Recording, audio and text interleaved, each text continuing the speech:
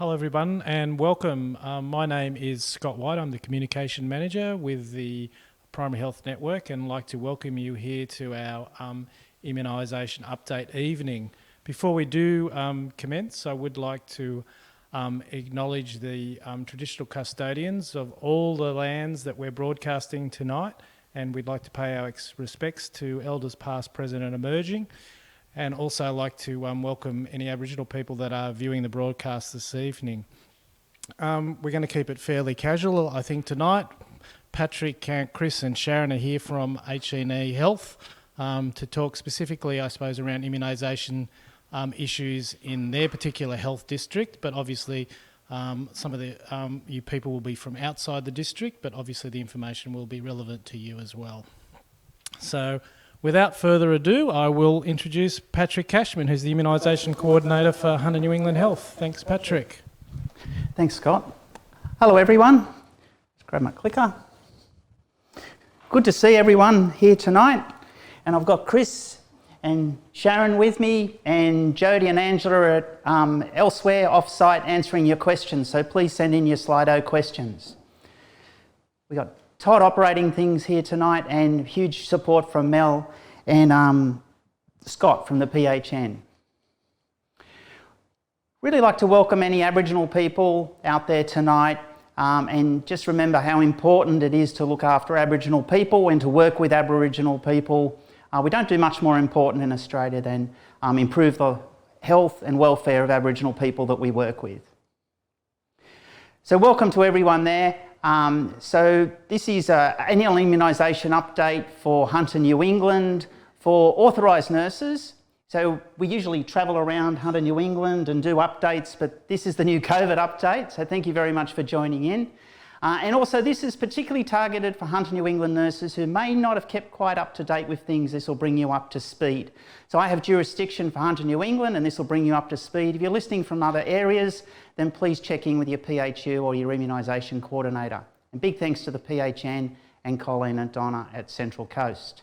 So the authority to immunise is what, so tonight's really targeted for nurses. We did one 2 weeks ago, which was a general one, and hopefully a lot of pharmacists, doctors and other professionals listened in. This is particularly targeted at nurses and what you need to do to be an authorised immuniser. So what you do need to do is, there's 10 things there you need to keep up to speed with. But particularly, you need to annually review best practice. So it actually doesn't say you need to attend an update. We present updates because we think it's an easy way and a good, complete way for you to do that. But there's lots of other things there. So it says that you must work within a program. So you can't do the Roy and HG card table outside Coles and be selling vaccines. You need to be work within a program and you need to follow those things in the authority. So how to maintain your authority? You need to keep a good record. So we actually can't tell whether you're there, whether you're watching or not. So we can't issue a certificate, but you need to keep a record of that you've attended this. And Chris has put up there some great ideas for how to keep up to date and keep your authority and your immunisation up to date.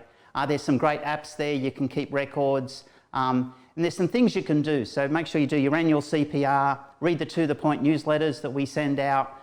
The H&E employees, you can do things through My Health Learning and keep a record, but unfortunately not of these virtual things. So just to bring you up to date with a few things that are happening, and then Chris is going to talk about the website and the cold chain, and Sharon's going to give some really good tips on how to run an immunisation clinic in COVID times. Pretty tricky stuff. And some of you are probably already doing that very well. You might have some tips for us if you send them in by Slido. At the moment, you know, in immunisation, there's often shortages from time to time. There's a bit of a shortage of Pneumovax 23 at the moment, but there's also an international shortage of adrenaline. So if you're ordering adrenaline, you may actually get a French product, Renangan, and the dosing's quite different. So the dosing there is at the foot of the page in yellow, it's 0.3 of a mil. Now, if you can possibly get the adrenaline that we're used to, the 0.5, the traditional product, it's really worth getting, but sometimes that's not possible, and you may have this other product. It's going to work just as well. It's adrenaline, but it's French, so the doses are different. We get some frequently asked questions, so we thought we'd just hit off with those, because if you haven't been immunising for a while, these are some of the questions that we get on the telephone very, very frequently. So if you've started a course of vaccines some time ago and there's a break, do you need to start the course again? No, you don't. So this particularly applies to things, well, it only applies to things that are in courses like HPV, hepatitis B. So if someone's commenced hepatitis B vaccine, had 2 doses 2 years ago, they've come back to you for the 3rd dose, you've just got to give them the 3rd dose, you don't need to recommence. Can I give a live vaccine with an inactivated vaccine? Yes, absolutely you can. That's not a problem at all. It's only 2 live vaccines which you can give on the same day. If you don't give on the same day, you need to leave 1 month interval. So that becomes particularly important if you're dealing with babies around travel. If you give an MMR, that baby needs to go to John Hunter for a BCG vaccine, then you're mucking around. But mostly you can give, not a problem. So live vaccines are MMR, varicella. Those are the things that you need to give on the same day or leave a month apart. But a Boostrix and an MMR, which is a live vaccine and an inactivated vaccine, you can give them on the same occasion. And can I give an MMR and a flu vaccine to someone with an egg allergy? Yes, you can. So both of those, or the flu vaccine's actually grown in eggs. The current flu vaccine we use in Australia is grown in eggs. So the tiny little bit of alpha protein from the egg could be in the vaccine, but it's less than 1 microgram. Now, to trigger an anaphylaxis, even if you're full-on anaphylactic to eggs, you need over 130. So it's not going to cause a problem. The pharmacists are now selling vaccines in retail pharmacies down the street. There's a pharmacy vaccination standard, and 3.3 on that standard says that during the pre-vaccination assessment, the pharmacist must advise the individual who's identified to be eligible for funded vaccines. And the best advice is, listen, I won't sell you a vaccine here, go to your GP where you can get these for free. And that's the pharmacy standard. So if you're finding pharmacists are selling people who qualify for free vaccines, they're selling them a product, give the patient this and send them back to the pharmacy. They may stop doing it.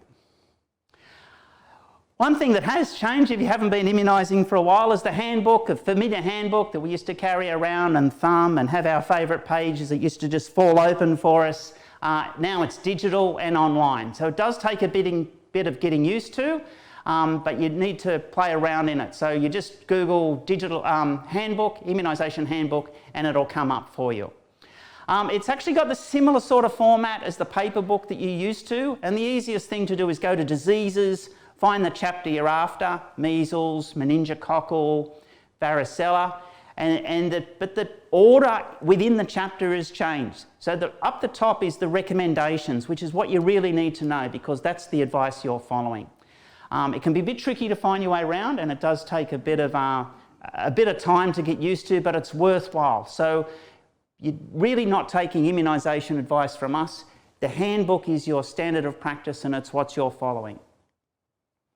It's got some really good features, the digital handbook. One is the publications tab down at the foot of the page, and they've got these great one-pages sort of infographic with lots of really good information. They're worth really having a look and explore. There's a great one on pneumococcal vaccines. It's really worth having a look. They're really useful for your practice, to hang up around your practice, hang up around your clinic, and remind yourself of various things. Really good feature of the digital handbook. So if you haven't vaccinated for a while, the digital handbook's worth getting to know.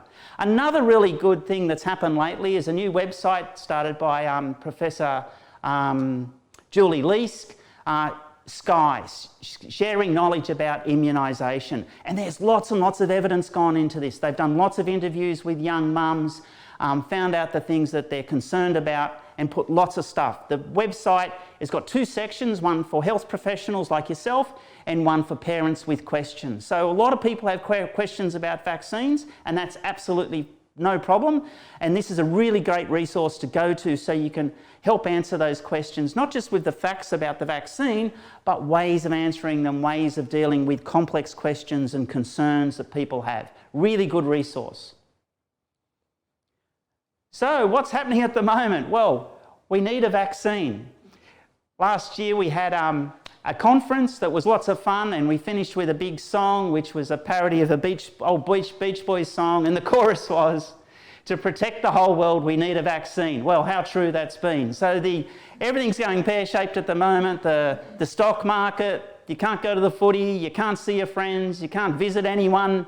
The world's a different place, and the end game that everyone's talking about, the thing that's going to fix it, is a vaccine. Now, we don't know whether we'll get there. There's a lot of steps to get to. We'll talk about that later. But we really, really hope we can have a vaccine in 12 months' time or so, and that will bring us back to normal. So life without vaccines is not the life that we like. We don't want to be distant from our friends, not being able to see people. We don't want stock markets collapse. We don't want young people out of work. We need a vaccine. And 2020 is the year of the nurse. This is our time. The sort of things as nurses, sometimes we have a bit of an inferiority complex. Maybe these people who stock market or people who invent things or all these clever people. But how are we going to save the world? It's wash your hands. It's hygiene. This is basic health. This is the stuff that nurses really know really, really well. So we've suddenly gone to the top of the tree, leave those stockbrokers at the bottom.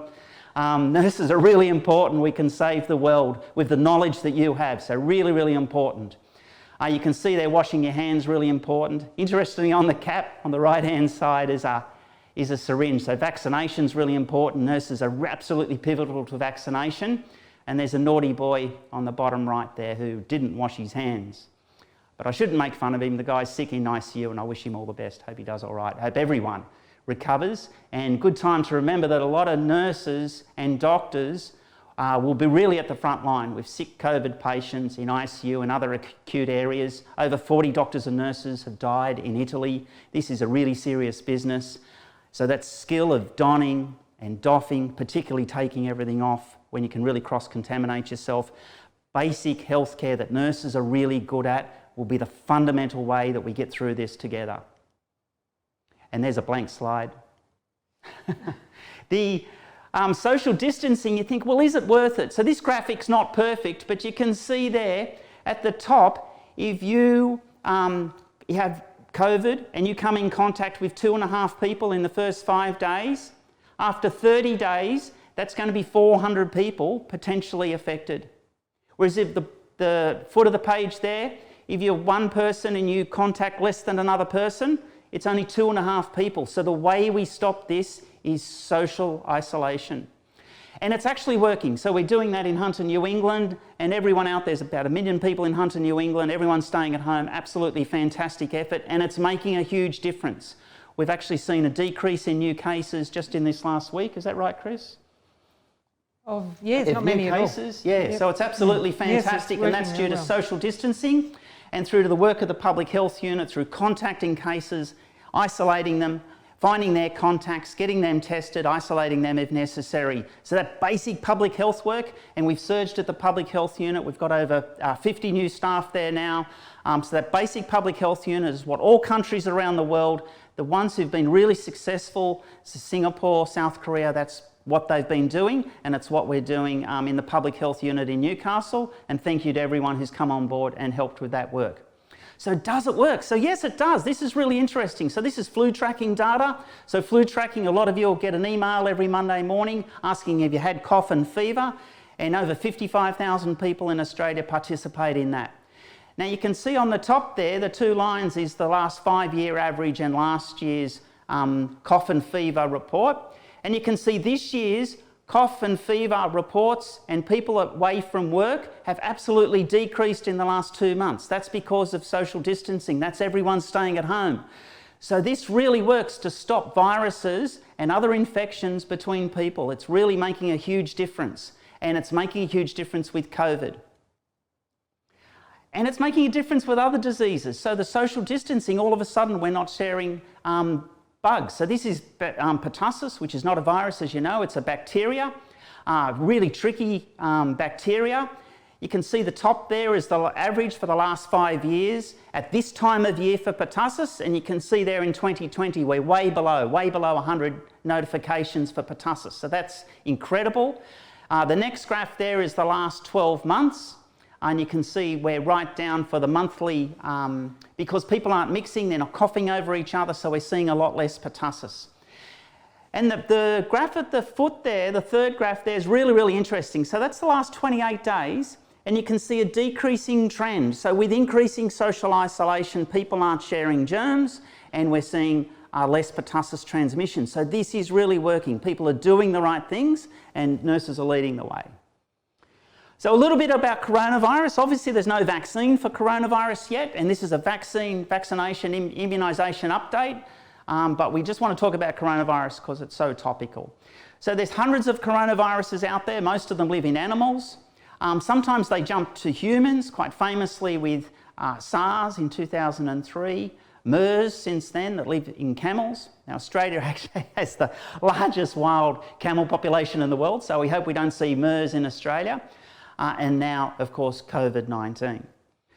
There's 7 coronaviruses that cause disease in humans. 4 are quite mild, and we get them all the time. They're part of the winter cold, not really flu, it's more of a cold picture, more of an upper respiratory tract sniffly nose cold picture. SARS, MERS, and now SARS-CoV-2, which is the name of the virus, and that causes the disease COVID-19. So this is a respiratory panel, and if you look down there, so this is, at the moment we're not doing these because we're trying to preserve reagent so that the labs have enough reagent to grow COVID virus. We're not growing these other viruses. Unless you work in an aged care facility, then we really want to know if there's an outbreak. But apart from that, we're not doing these normal panels. But if you look down there, all those different bugs that cause seasonal coughs and colds and other illnesses, most of them we don't have a vaccine for. So COVID-19 is not alone in not having a vaccine. RSV we don't have a vaccine for. RSV is very, very tricky. You know, RSV causes bronchiolitis, puts lots of kids in hospital every winter.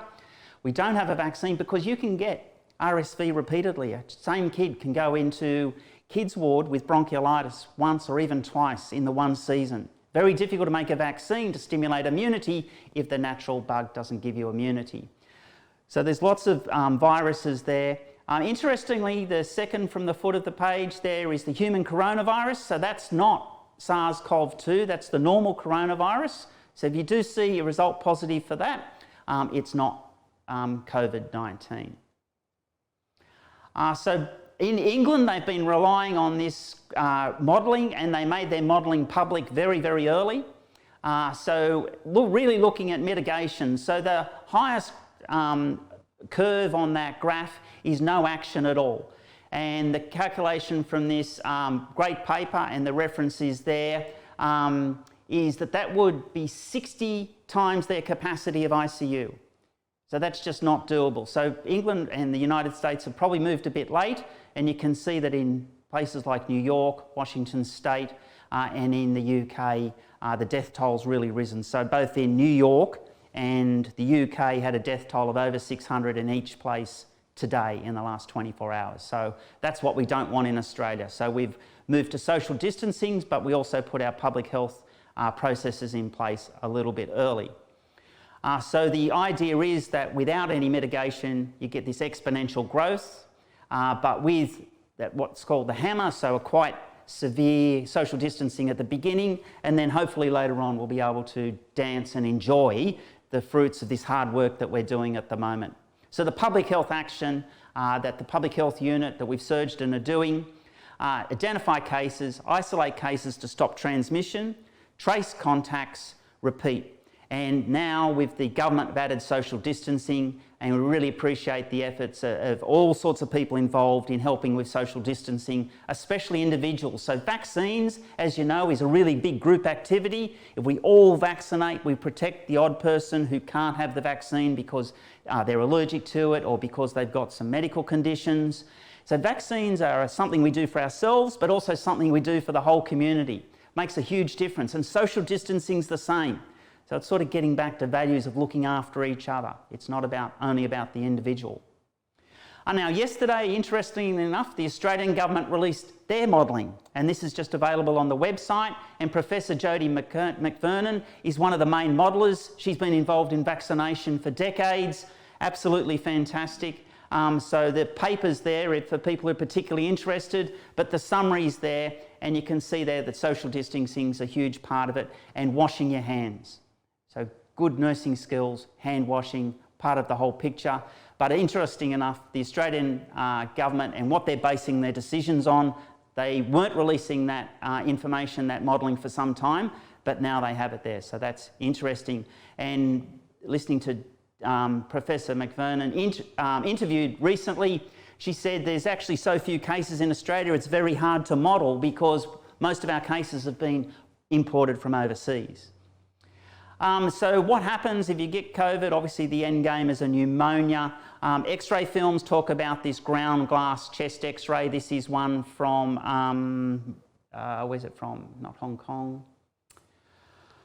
Oh, I've forgotten where this from, but you can see the X-ray on the left is a clear X-ray of the same patient some time ago, and then the same patient on the right, and you can see the ground glass appearance on the chest X-ray.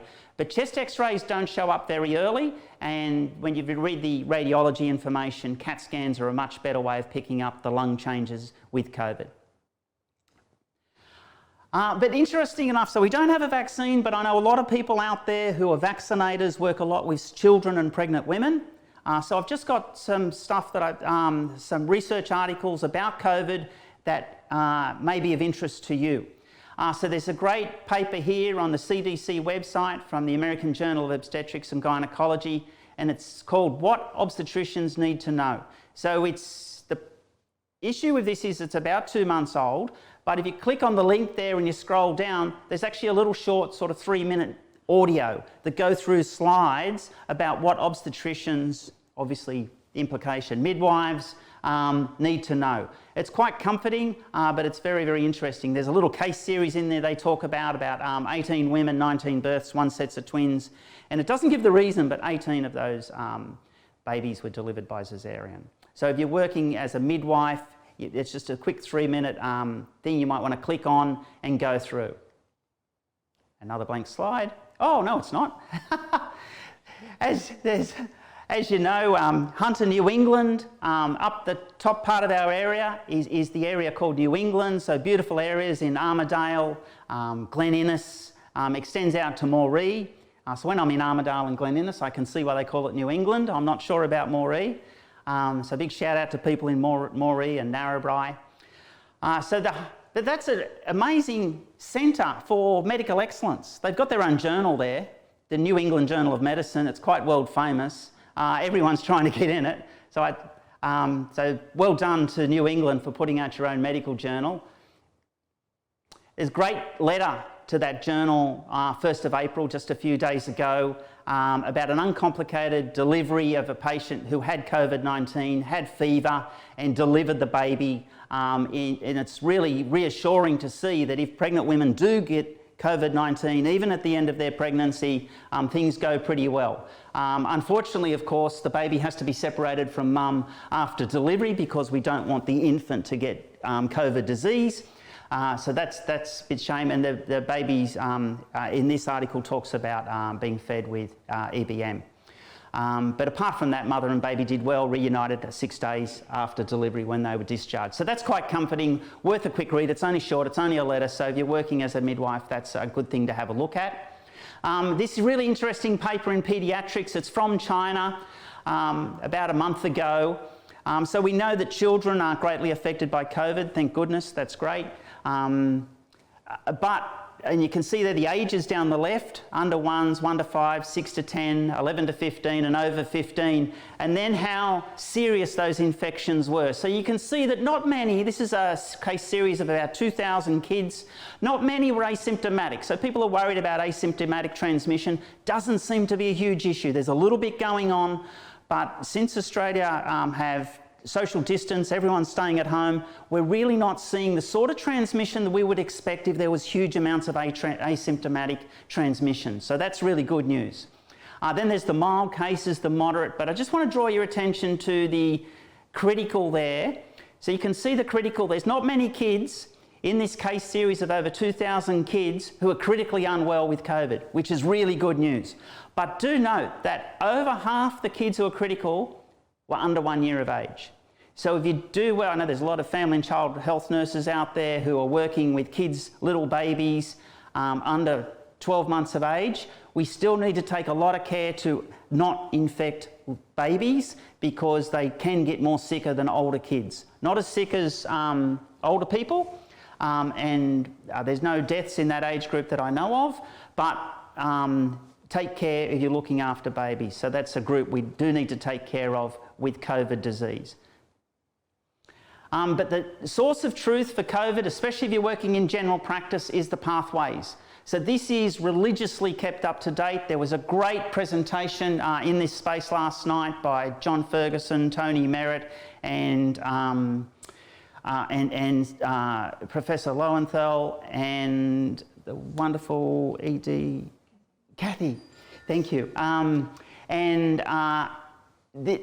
Joe talked about the health pathway. So this is kept up to date. So if you're looking for a source of truth, one place you can go to find out information. If you're in general practice about COVID, this is the place to go to. So I thoroughly recommend that, and you can't be looking in that enough. And it'll be really kept up to date very, very well, so you can rely on it. But something we do have a vaccine for is influenza. And now it's April. Most people have got influenza vaccines in their fridge at the moment, or they did have, and they've already used them all and waiting for their next delivery. So we can protect against influenza. So it's really important we do, because obviously influenza and COVID have a similar symptom profile. So we don't want to get them mixed up. And also we don't want to have hospitals full of influenza patients, because we need to preserve hospital resources, staff and everything for COVID patients if they're present.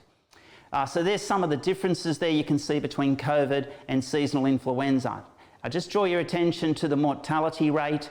You can see there for COVID it's about 1%, and for seasonal influenza it's 0.1%. So it's a factor of 10 difference. So COVID, some people in the early days were saying, oh, it's just like influenza. But it's not. When you look at mortality, it's not like influenza, it's 10 times more serious.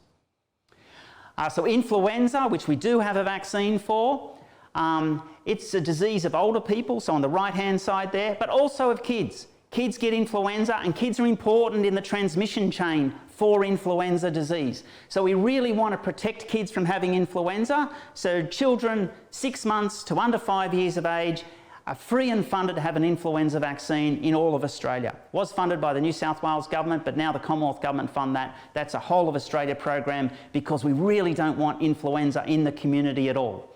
All age groups get influenza disease, but by vaccinating kids, you're protecting the kids. We don't want bad outcomes for kids, and you're really decreasing influenza transmission in the community, which is very different to COVID. Kids aren't a big factor with COVID.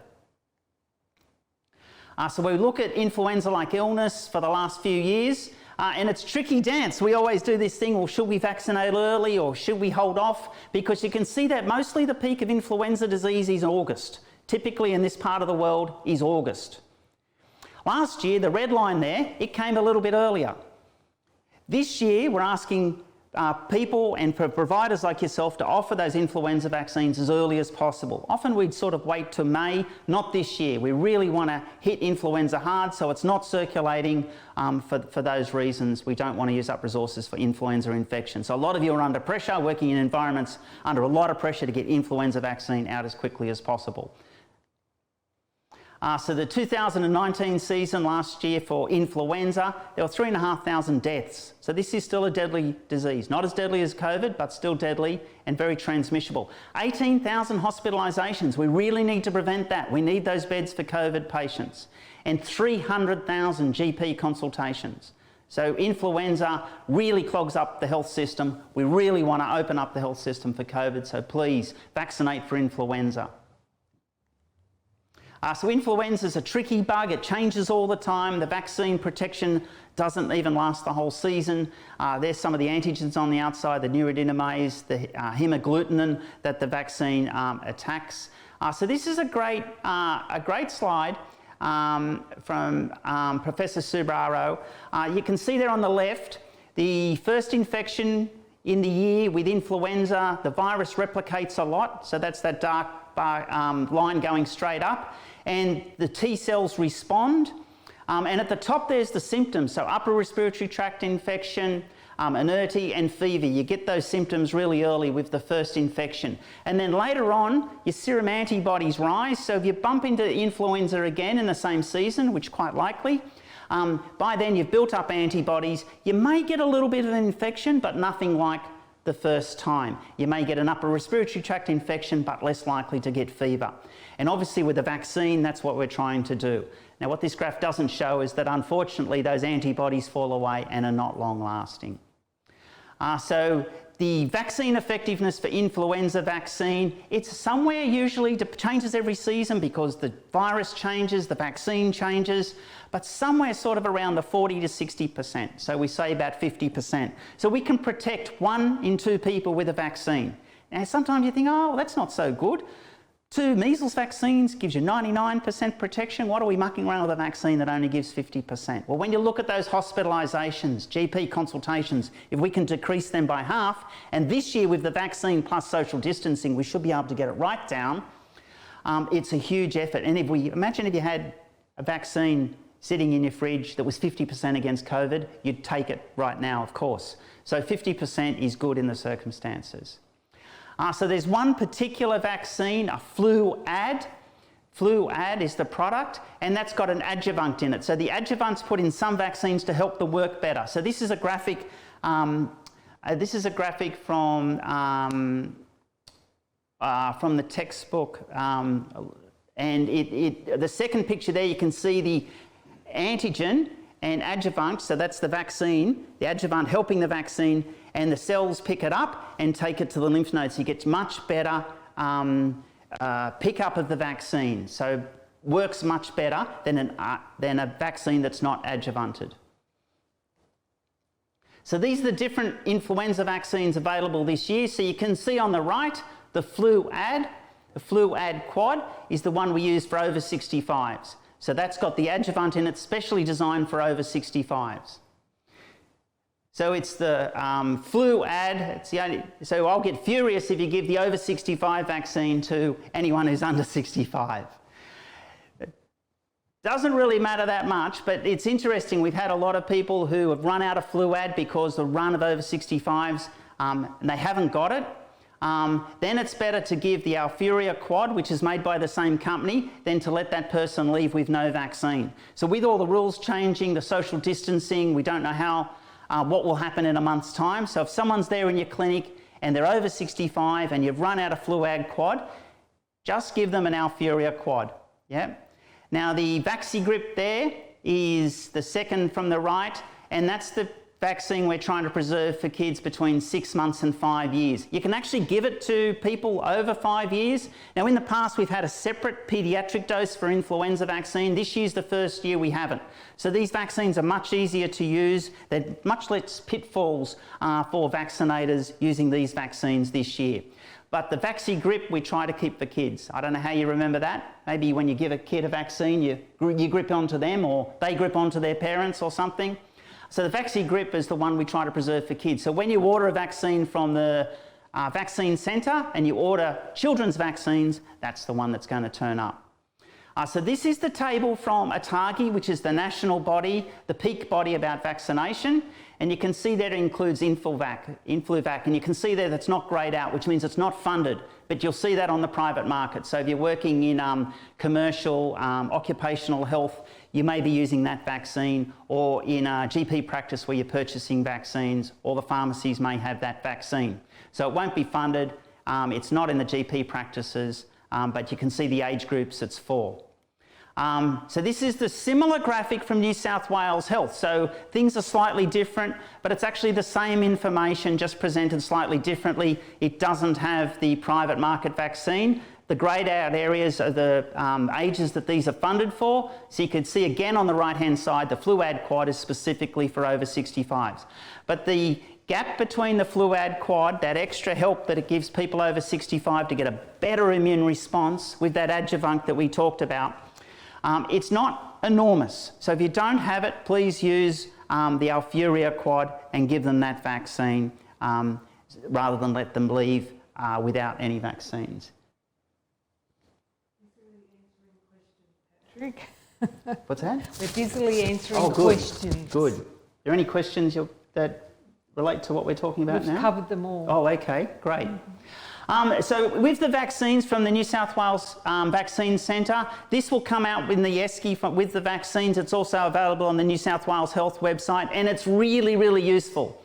It's got the box, it's got who it's indicated for, and it's probably more useful than those two tables that I just showed you. So plaster this all over the practice. If you're doing outreaches, plaster it all over that. It's really, really useful, so you can refer to that and know which vaccine to give which age group. But again, if you give the wrong vaccine to the wrong age group, it's not catastrophic. Yep, it's not catastrophic. But please try to do the right thing. Now, eligibility. So all people from 6 months to 5 years of age are funded right throughout Australia. Kids between 0 and 6 months, how do we protect them against influenza vaccine? Yes, through their mum. So pregnant women also funded any stage in the pregnancy. Even as early as 6 weeks in the pregnancy, you can give that vaccine, especially at this time, because the vaccine will build up antibodies which go to the infant and protect that infant for the first 6 months. But also, it will help protect the pregnancy. Fever and influenza disease during pregnancy is not good. In the pandemic in 2009, over 100 women ended up in ICU in Australia and New Zealand. 20 of them required ECMO. So influenza and pregnancy don't go together. So we really want to protect the pregnancy and protect the infant. So even as early as six weeks of age. That is quite a few questions. How early? And you've covered that. One said the pregnant woman was advised to wait till 20 weeks. Your advice there, what should it be? Yeah, it's tricky. As you know, a lot of women don't progress beyond about week 10. A lot of GP obstetricians and others like to wait till that period before they give an influenza vaccine. That's absolutely fine. That's a reasonable practice. ATAGI, the peak body, and the handbook says it can be given any time during the pregnancy. During the flu season? During the flu season, that's right. Has the flu season started, Patrick? It has. Thank you. And if someone's late in their pregnancy now and they had an influenza vaccine earlier in their pregnancy last flu season, absolutely they can have this year's as well. So they're the people it's funded for. And again, Aboriginal and Torres Strait Islander people, higher rates of bad outcomes from influenza, really want to protect that, especially in COVID times. So please, if you're working in an AMS, if you've got Aboriginal patients, please make sure they're up to date with their influenza vaccine. And pregnancy is a really important time to have influenza vaccine. What's the other vaccine that we give during pregnancy? Boostrix. Boostrix for pertussis. So pertussis to protect the infant, and we give that between week 20 and week 32. Used to be week 28 to 32, but that's now changed to week 20 to 32. In the UK, they give it as early as week 16. So that's really important. So the influenza vaccine, any time in pregnancy. Some people like to wait till after week 10, that's up to them. The pertussis containing vaccine, which the brand names are Boostrix or Adacel, between week 20 and week 32. If you missed by week 32, give it any time up to delivery. This is showing Indigenous kids in red and non-Indigenous kids in blue with influenza. Again, Indigenous kids more likely to get influenza and have bad outcomes. So again, giving influenza vaccine to Indigenous kids, really, really important. This is the uptake of influenza vaccine with different age groups, and you can see it's less than perfect. So there's a lot of work nurses need to do, practices need to do to improve the uptake of influenza vaccine for kids, because some people are a little bit nervous giving that vaccine to kids. So for kids, 2 doses 4 weeks apart the first year they get the vaccine, subsequent years just 1. If they've had 1 in previous years, you've only got to do 1. You haven't got to double them up in that year. We did some vaccine safety work with VaxTracker with healthcare workers, and we found a really, really safe vaccine. So a lot of healthcare workers are nervous about having influenza vaccines, maybe less so this year. Aged care facility workers, from the 1st of May, the Commonwealth's asked that everyone that walks into that place has had an influenza vaccine. Really, really important. So that's putting a lot of pressure on aged care facilities to vaccinate their staff. Not easy to do, to get that out to everybody. But the vaccine's really safe. I'll talk about vaccine safety in a minute. We started a group called AusVac Safety. We have an SMS system. We ask people who receive vaccines, or the parents of people who receive vaccines, to let us know how they've gone. And we put that up on a website. So we've got these wonderful graphics. So parents can go there, anyone having a vaccine, GPs, nurses, anyone wondering what's the safety factor, and Ausvac Safety leads the world in real-time vaccine safety surveillance. So Jodie's put together some wonderful slides on different reactions that you may see with an influenza vaccine this year. So the VaxiGrip Tetra, you can see there, really low rates of things like fever and myalgia, higher rates of other things, but really low rates of very safe vaccine. The flu quadri is the one for healthcare workers this year in the LHD, and that has 0% fever. So if a healthcare worker has a vaccine and the following day they have a fever, then they're screened out of coming from work. It's probably not the vaccine. It's probably some infection. We don't want them coming to work. The Flurex Tetra, again, the common side effects are there, but again, a very safe vaccine. Alfuria Quad is the vaccine for people up to 65, but it's the one that's very, very similar to the Fluad. So if you don't have Fluad for over 65s, use the Alfuria Quad. And this is the Fluad Quad, really good safety profile as well. So all the vaccines have a good safety profile, and we're monitoring them with Ausvac Safety. So there's no need to be nervous about vaccine safety in 2020. The small symptoms you may get after a vaccine, sore arm, maybe a little bit of a runny nose, are well worth trying to stop the symptoms and protect the health system so we can prepare it for COVID.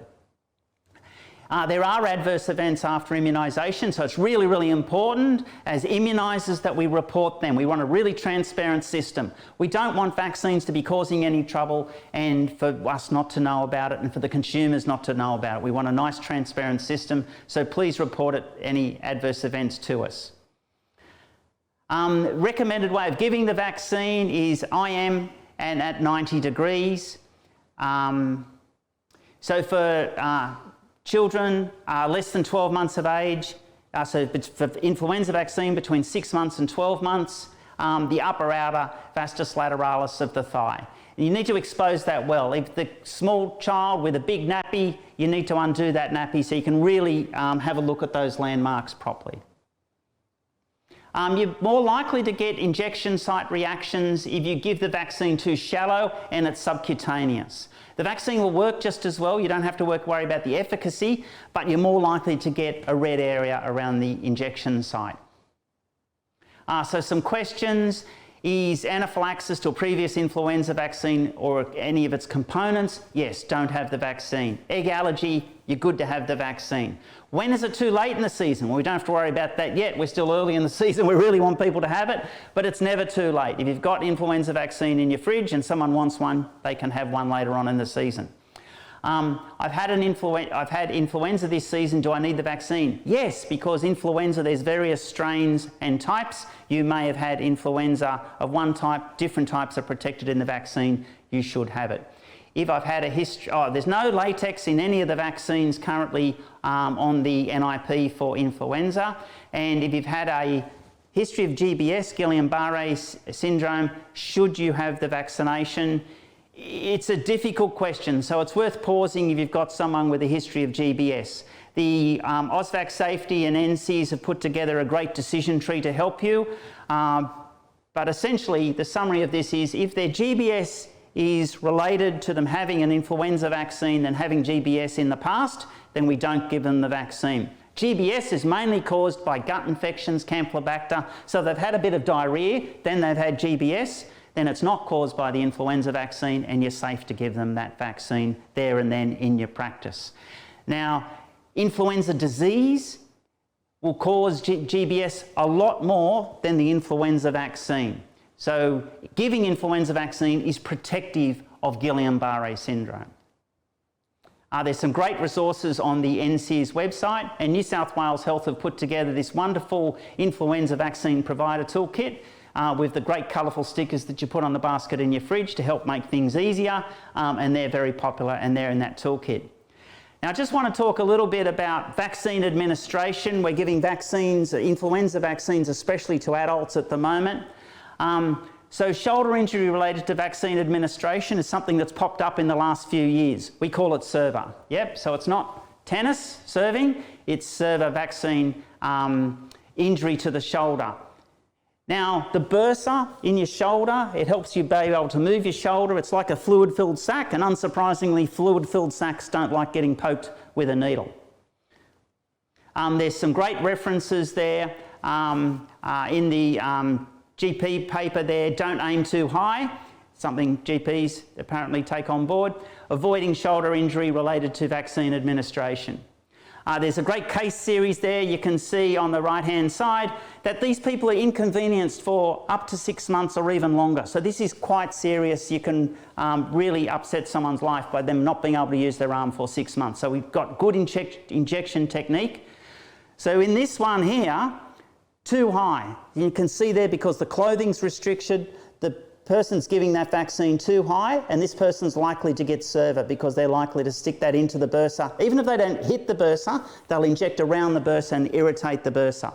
So we don't want to do that. You don't want to give the vaccine too low. Again, in this photograph demonstrated by the clothing restricting. So you really need to make sure you've got good ergonomics, set yourself up opposite the deltoid and be able to expose the area that you want to give the vaccine in the sweet spot there. So if you feel your own insertion of the deltoid into the humerus there, the muscle really tails down, so you don't want to give it too low. You don't want to give it up near the acromion. You want to give it into the deltoid. And we give it into the deltoid for kids from 12 months and up, so it's quite safe to do, but just use good technique. If you haven't given a vaccine for a while, talk to your colleagues, make sure you know your anatomical landmarks and give the vaccine in the right place.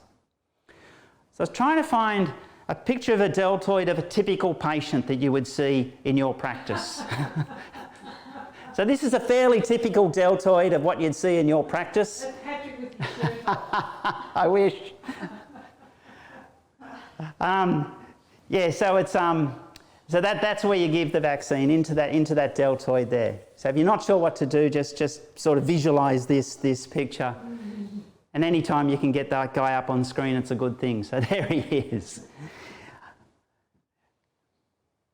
So now we're going to talk about cold chain. This is really, really important. So there's lots of professional aspects to giving vaccines. Make sure you're giving the right vaccine to the right person. Making sure you've got good injection technique so people don't have adverse events. And vaccine storage is critical. If you don't store those vaccines properly, they're not going to work properly. And Chris is just going to take us through vaccine storage. Thanks, Chris. Thank you, Patrick. Okay, hi everyone. Lovely to see you again. Don't move too far forward. So yeah, the R's, right vaccine, right person, right time, right gap, right dose, right storage. Yes. So that's a little bit wordy. And I've got that there because when you receive free vaccines from the Australian taxpayer, you sign a declaration, really, in that on that vaccine ordering line, and you agree that you will follow the National Vaccine Storage Guidelines Strive for 5, current edition, 2019. There must be at least one person in that practice who's undertaken the cold chain management online module. See, we've got...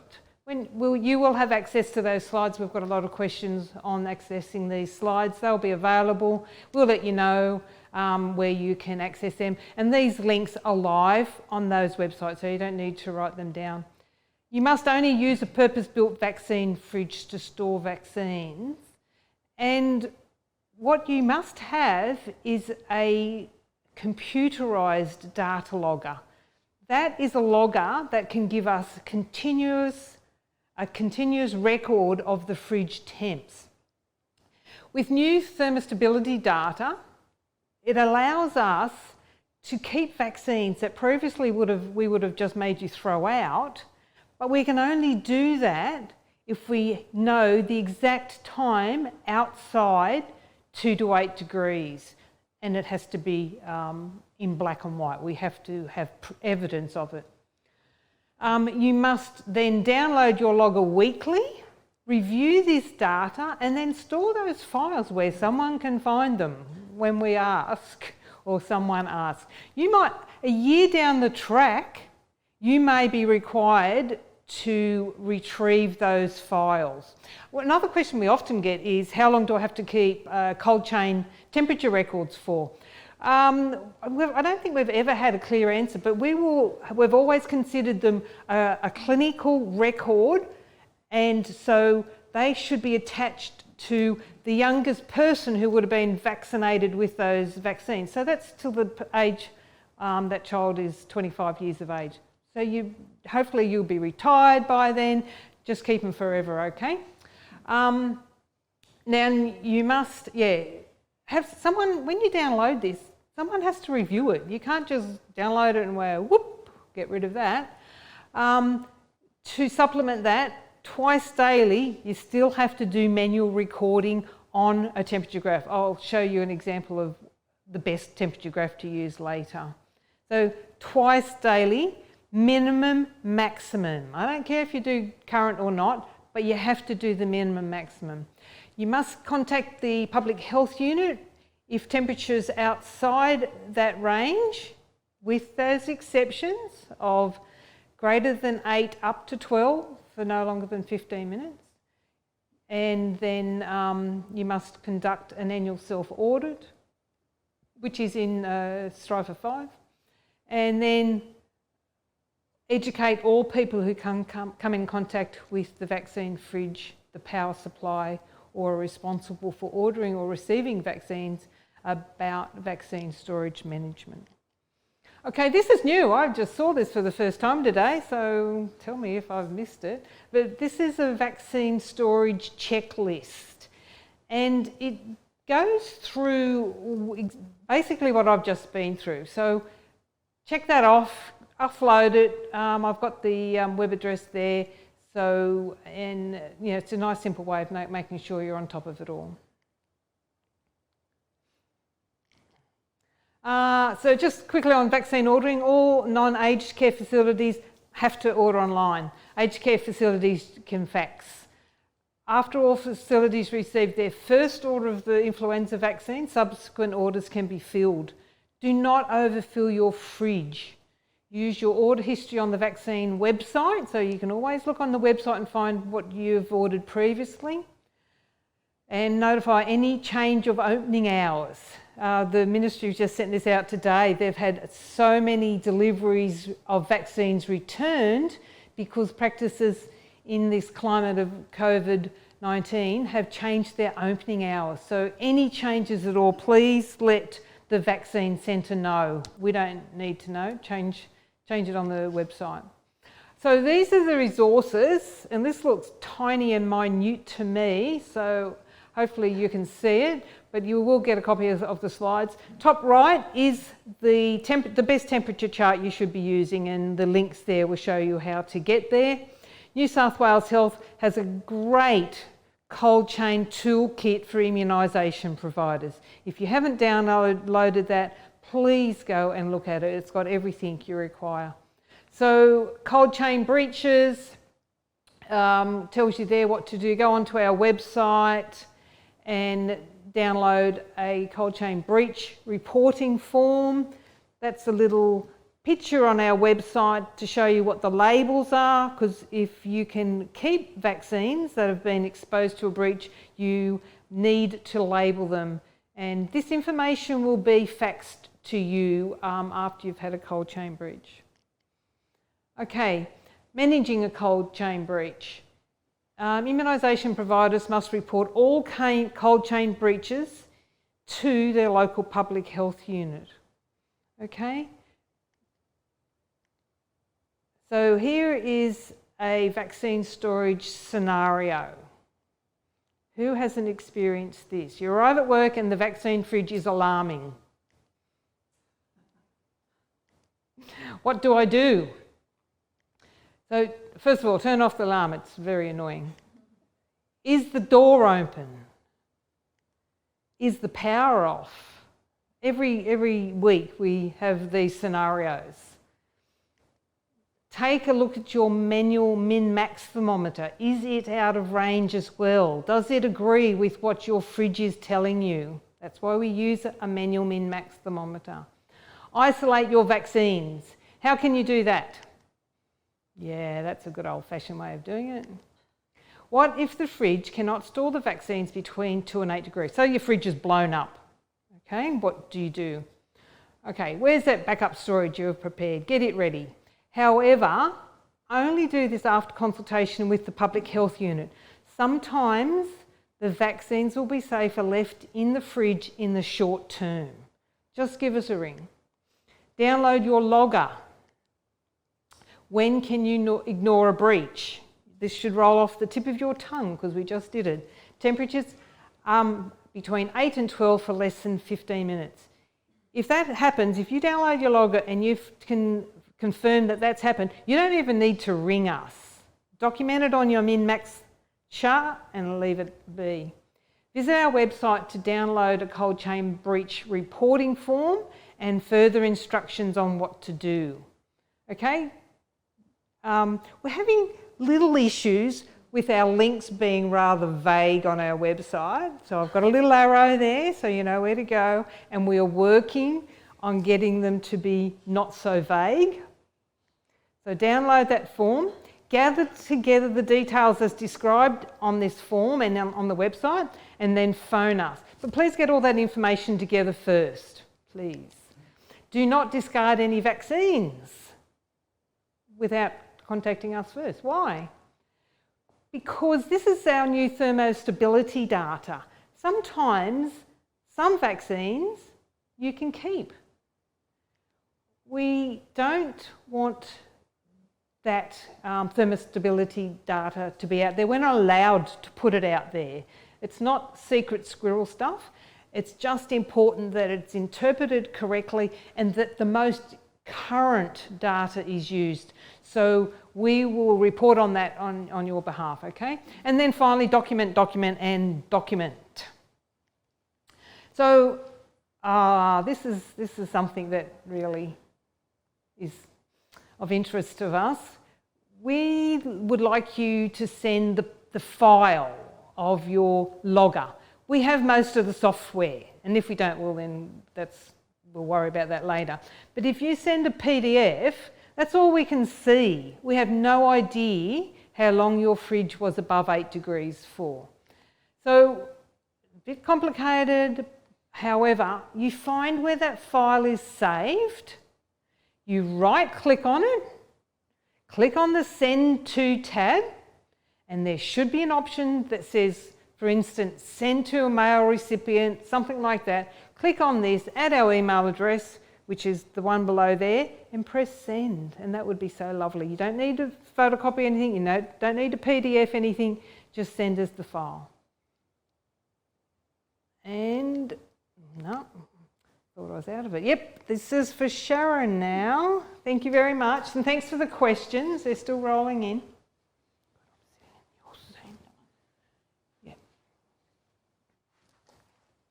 Hey guys, it's lovely to see you all again. Thanks for joining us tonight. We're talking all things immunisation tonight, and one of the beautiful things about immunisation is that we run lots of different programs and clinics so that we can offer lots of different vaccines to different cohorts in our community. And one of these is the New South Wales School Vaccination Program. So we run this with offering every high school at least 2 visits per year, and quite often we get 3 visits in per year. And these are the vaccines that we offer to our Year 7 and our Year 10 students. So in Year 7 we're offering HPV, human papillomavirus vaccine, and that is Gardasil 9, the brand name, and that's 2 doses at 6-month gap. And you'll have your DTPA as well, given as a Boostrix as a 1 dose. And you'll see these sometimes coming into your GP practice when they've missed them at school. Year 10, we're offering meningococcal ACWI, and as with everybody else, we're just offering Nimrix, and it is a 1 dose. So that's not a compulsory program. The children are all distributed with a consent form package that they take home for their parents. It's a bit of a dud system. We send the package home with the students, who are supposed to take it home to their parents, for their parents to read, sign, and then give it back to the students to bring back to school. Nothing at all can go wrong with that system, but we persist with it at the moment. We also offer an extensive catch-up in the school program. This has been extended this year. As you can see, we give them another year to have their vaccinations. So into year 8 and into year 11, we can get them caught up. As long as they consent was given in the appropriate year, so in year 7 and in year 10, we will look for them back in school. So in essence, this actually relieves general practice a little bit of the duty of vaccinating that child if they miss in the school program, because we will be looking for them for the next year. It's a really good program, but things do go wrong. So in this present climate of COVID-19, of course, this has interrupted life as we know it, and of course it's interrupted our school program as well. We persisted as long as we could, but it really got to the point where we were turning up to school, and in a cohort of 200 kids in year 7, there'd be 20 at school.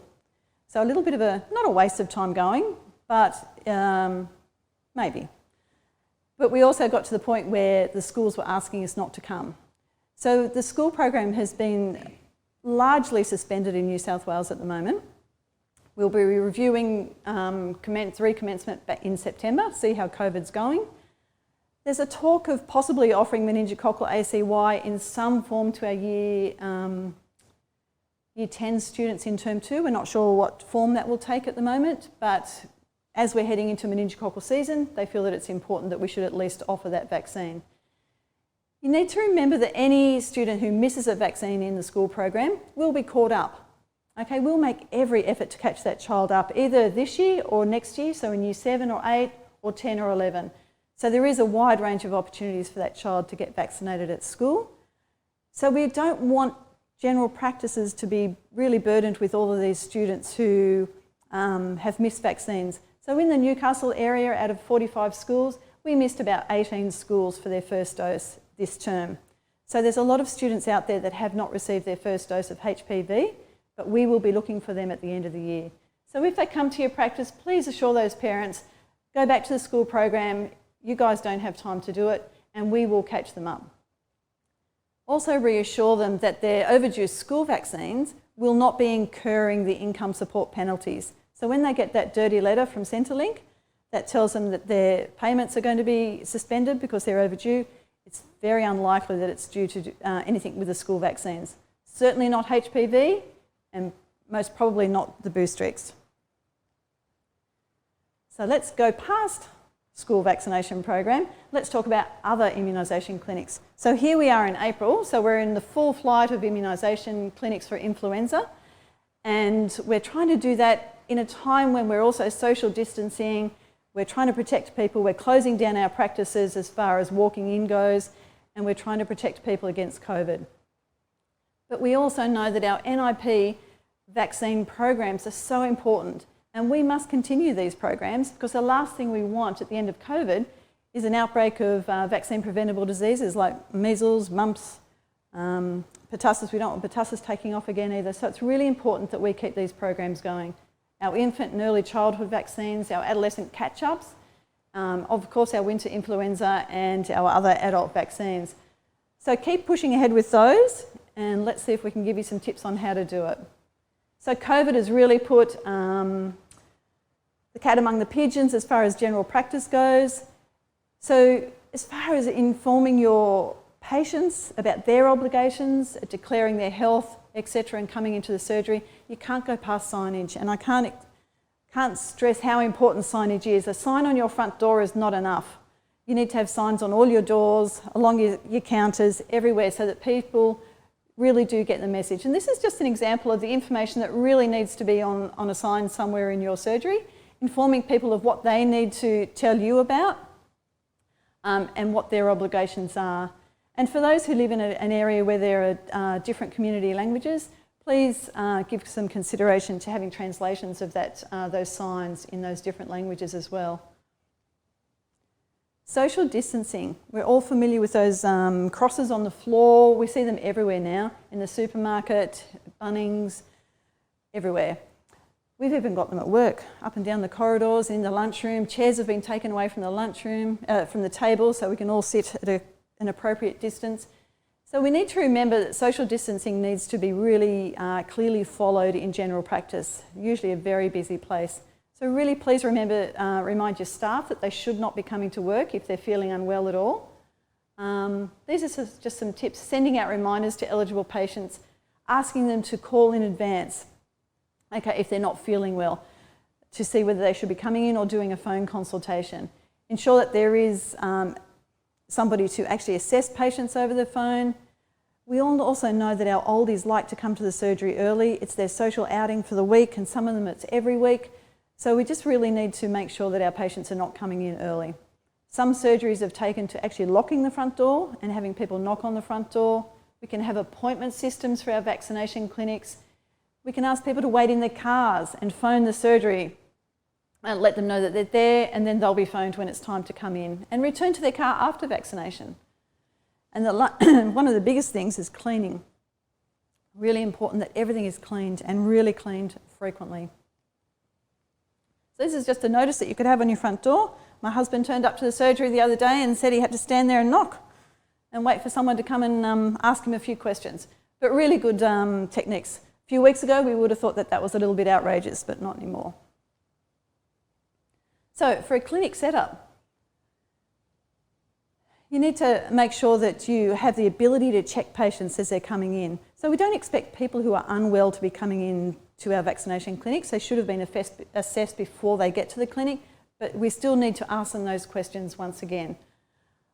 We could have designated times for vaccination clinics, so it's only those people coming into the clinic at that time, so there aren't doctors seeing other patients at the same time, so you've only got well people coming into the clinic at that time. There are some practices that are actually asking the really unwell people to stay in their cars and phone the surgery, and then they're just brought in quickly and taken back out as well. Make sure you've got that 1.5 metres distancing between not only your patients, but also between them and the staff. Don't bother cleaning your toys and magazines, just get rid of them.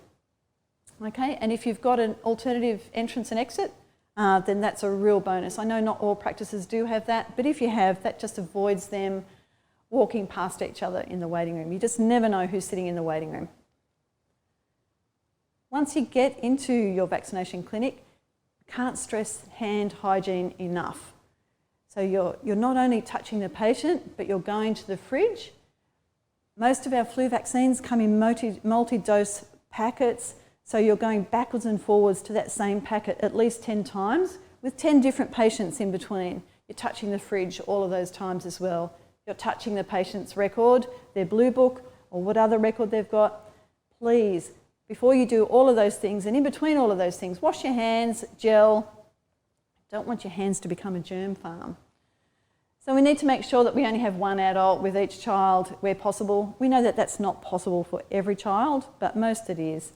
And maybe have a separate room that they can wait post-vaccination depending on the numbers, or they can go and wait in their car. As long as you think that the parent's got, understands what they need to be looking out for in that 15 to 20 minutes, then they could be waiting outside.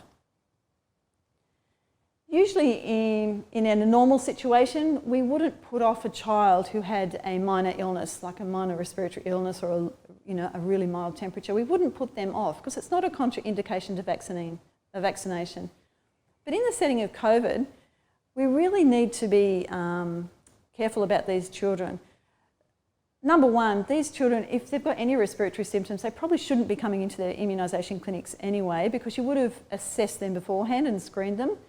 But if they do happen to make it through the door, what we don't want to confuse is an AFI with a COVID-19. So if your child gets vaccinated today, they go home, they get a temperature that night, we need to be able to determine what it is. Do we want to pass it off as an AFI, or is it actually COVID that they have? So we really need to be really careful that we don't have kids with respiratory symptoms, minor illnesses coming into the surgery for their childhood vaccinations. They can wait a week or two. So you can consider alternative models. Now this has really gained a lot of momentum since we had our last meeting, our last education session a few weeks ago. So you've probably seen on the news, different places doing different things. We've heard lots of stories. Now the car park seems to be a really popular venue to be having vaccination clinics. A couple of things that you really need to consider before you do this though. You need to be looking at the area, consider your patient and your staff safety. Okay, if it's outside, are you going to get affected by the weather? Is there passing traffic? You need to be able to maintain confidentiality to do your pre-vaccination assessments. You really need to be checking your practice indemnity insurance to make sure that you are covered to provide services outside. You need to maintain cold chain, as Chris was talking about.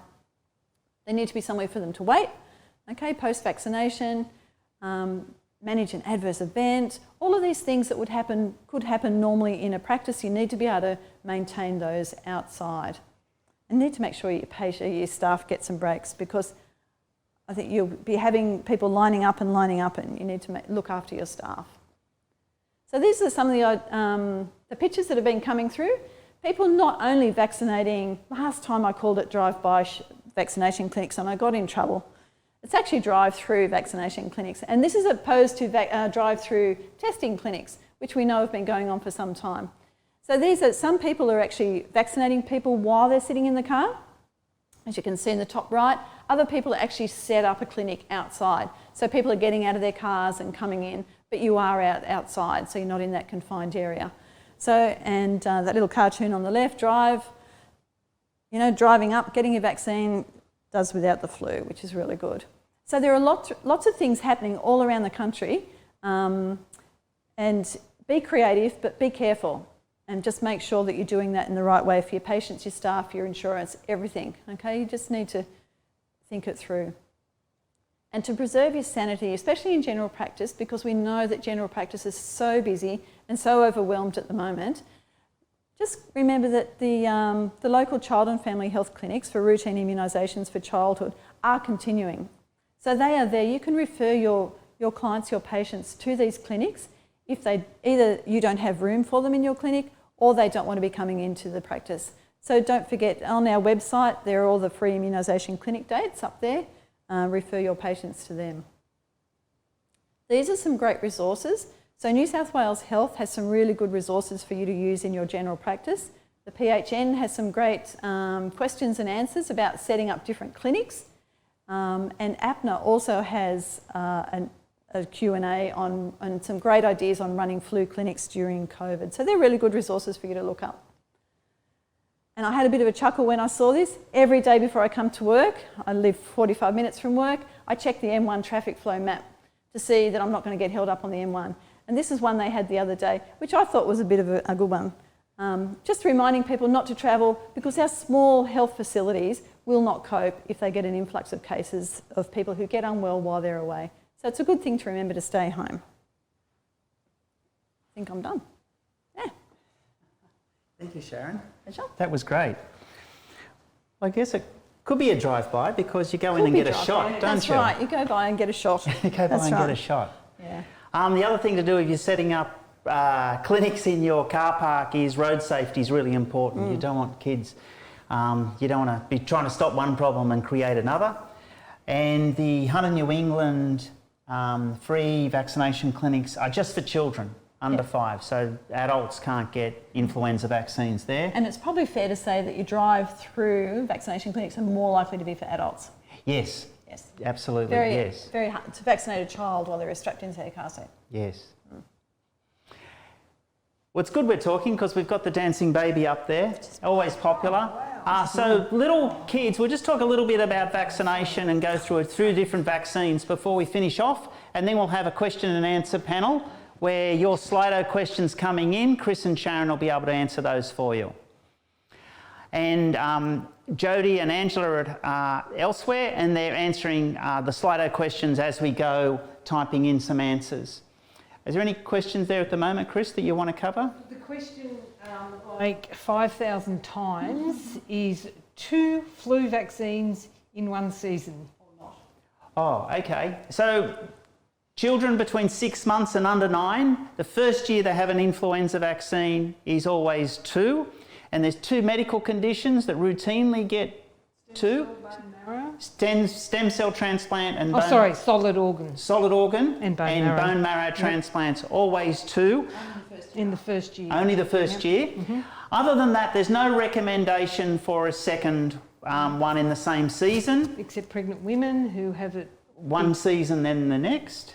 Have it before they're pregnant in the season. Oh, yes. Yep, and then... Oh, yeah. And people travelling to the northern hemisphere late in the season. That's not happening this year. Oh, yeah, they're not. They're No not. travel. No way. Yeah. So it's not a terrible thing if someone ends up getting two, but it's not routine. We've started the seasonal influenza vaccines as early as possible this year for the reasons that we've outlined about saving the health resources for COVID. But we're not planning that people will need one later in the season. We just want to get through this COVID time at the moment, and then we'll see what happens. And the big, sorry? I was going to say, it's fair to say too, we need to preserve our vaccines Yeah. so that everybody gets a shot at a vaccine rather than lots of people having two and then we run out. Yeah, that's a really good point. Yeah. Which comes to the question, can you please address the issue of patients over 65 being given the incorrect vaccine by pharmacies? Yeah, so we talked about that. So the slides will be available. So you've got that from the pharmacist agreement that the pharmacists have come to with New South Wales Health. So you can give that to the patient if they've been sold a vaccine and they're entitled to a free one. If they've had one, they paid for one at the pharmacy, well then there's probably no need for them to have another one, even though they're sort of entitled to a free one.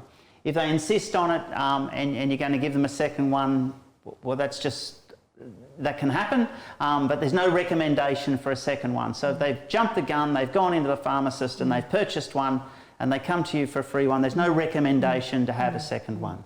But a second one won't hurt them. But if the pharmacies are doing it, we can't do anything about it, can we? Oh, no. No, so it's not part of our jurisdiction. No, it's not our jurisdiction, the pharmacists have had good training, they've got agreements, so they should be screening out people who can have a funded vaccine. It's part of their agreement.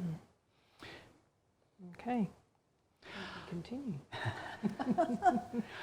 So we'll just have a little bit of a look at the immunisation schedule.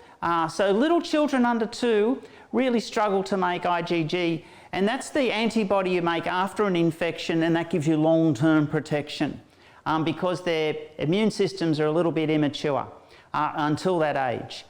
But one way we can overcome it is by conjugating a vaccine. So a conjugated vaccine uses the cell wall that little babies don't recognise very much. You know, little babies children under 2, especially toddlers, they'll often have runny noses and get more infections because they just haven't been able to overcome those constant infections because of that immature immune system. But one way to overcome that is with conjugate vaccines. So a conjugate vaccine, we attach a polysaccharide, which is a long sugar chain that's on the outside of a lot of bacteria that children find difficult to build up immunity to. Often there's mucus involved as a defence of the bacteria, and that's why the children can't build up an immune response to that bacteria. And then we attach it to something the child recognises. So it's a bit like if someone like me, I'm not very well known, but Chris and Sharon sort of know everyone in Newcastle, and if I needed an introduction, if I went with them, I could get into places that I couldn't get into myself. And we use a little bit of tetanus or a little bit of diphtheria, attach it to the sugar chain of the polysaccharide, and then that vaccine can get in. So that's a conjugated vaccine. Now, we've only really had them in the last 20, 30 years. And that's really changed the childhood schedule, the type of vaccines that we can give kids and the sort of bacteria we can now protect kids against. So this is the schedule. So this is available on the New South Wales Health website. And if you haven't been vaccinating for a while, really good idea to have a look at this. All the vaccines are there with the antigens and the brand names that are available through the New South Wales Health Vaccine Centre.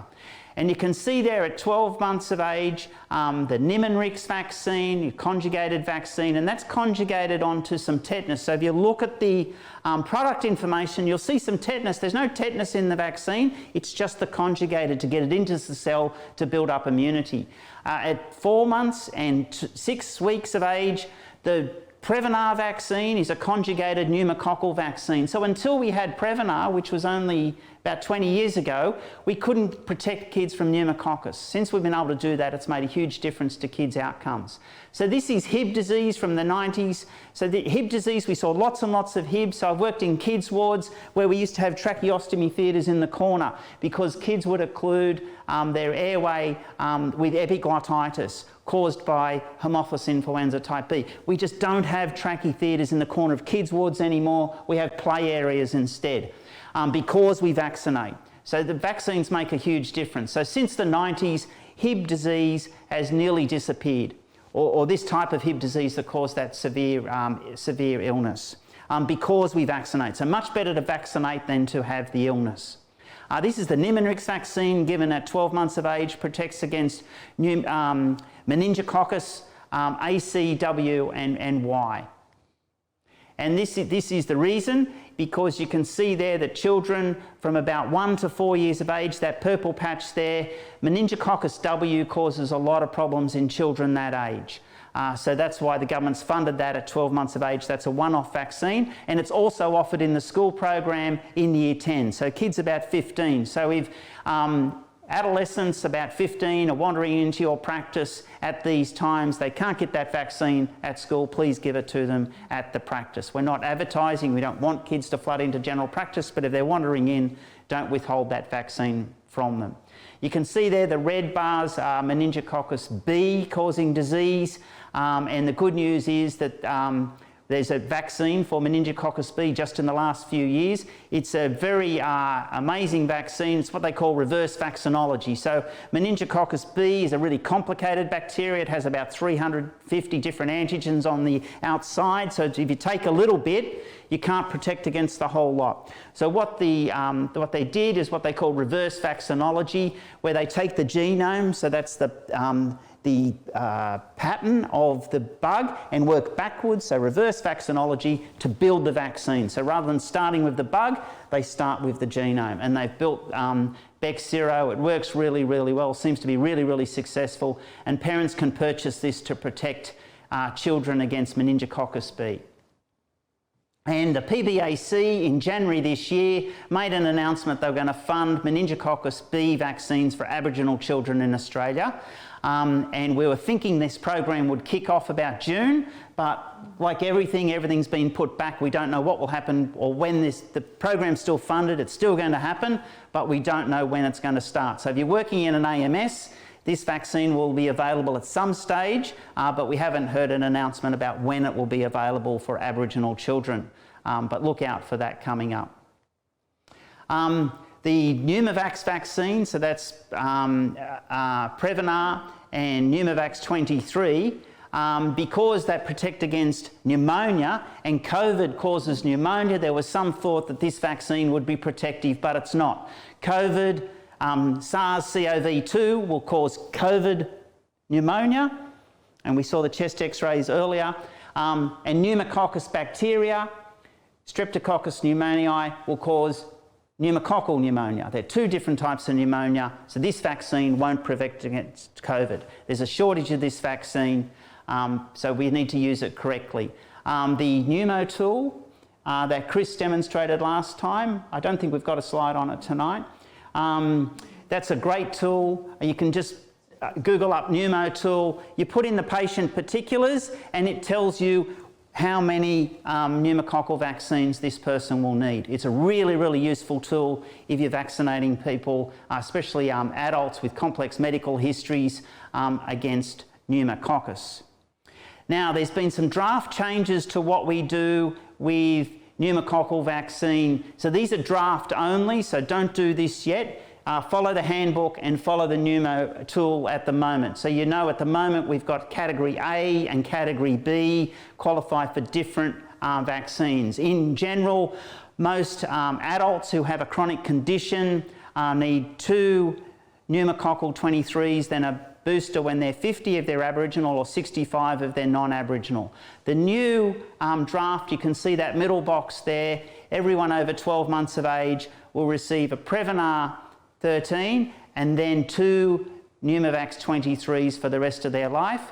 Now the conjugated vaccine's the Prevnar, the polysaccharide vaccine is the Pneumovax 23, and we said how well those conjugated vaccines work in children, but their immune response is even better in older adults, and you can see the new draft changes will be just 1 Prevnar 13 for adults from 70 up. And that will really make a big difference against pneumococcal disease in older people. So it won't be Pneumovax 23 anymore. Even though it protects against an extra 10 serotypes, those 10 serotypes are not overrepresented in that age group. And since we've been giving Prevnar 13 to younger children, those kids just aren't carrying the bugs around the community, and we're seeing much less disease in older adults. That's why these changes have been mooted. And let me stress, don't start this at home. This is not one we've prepared earlier.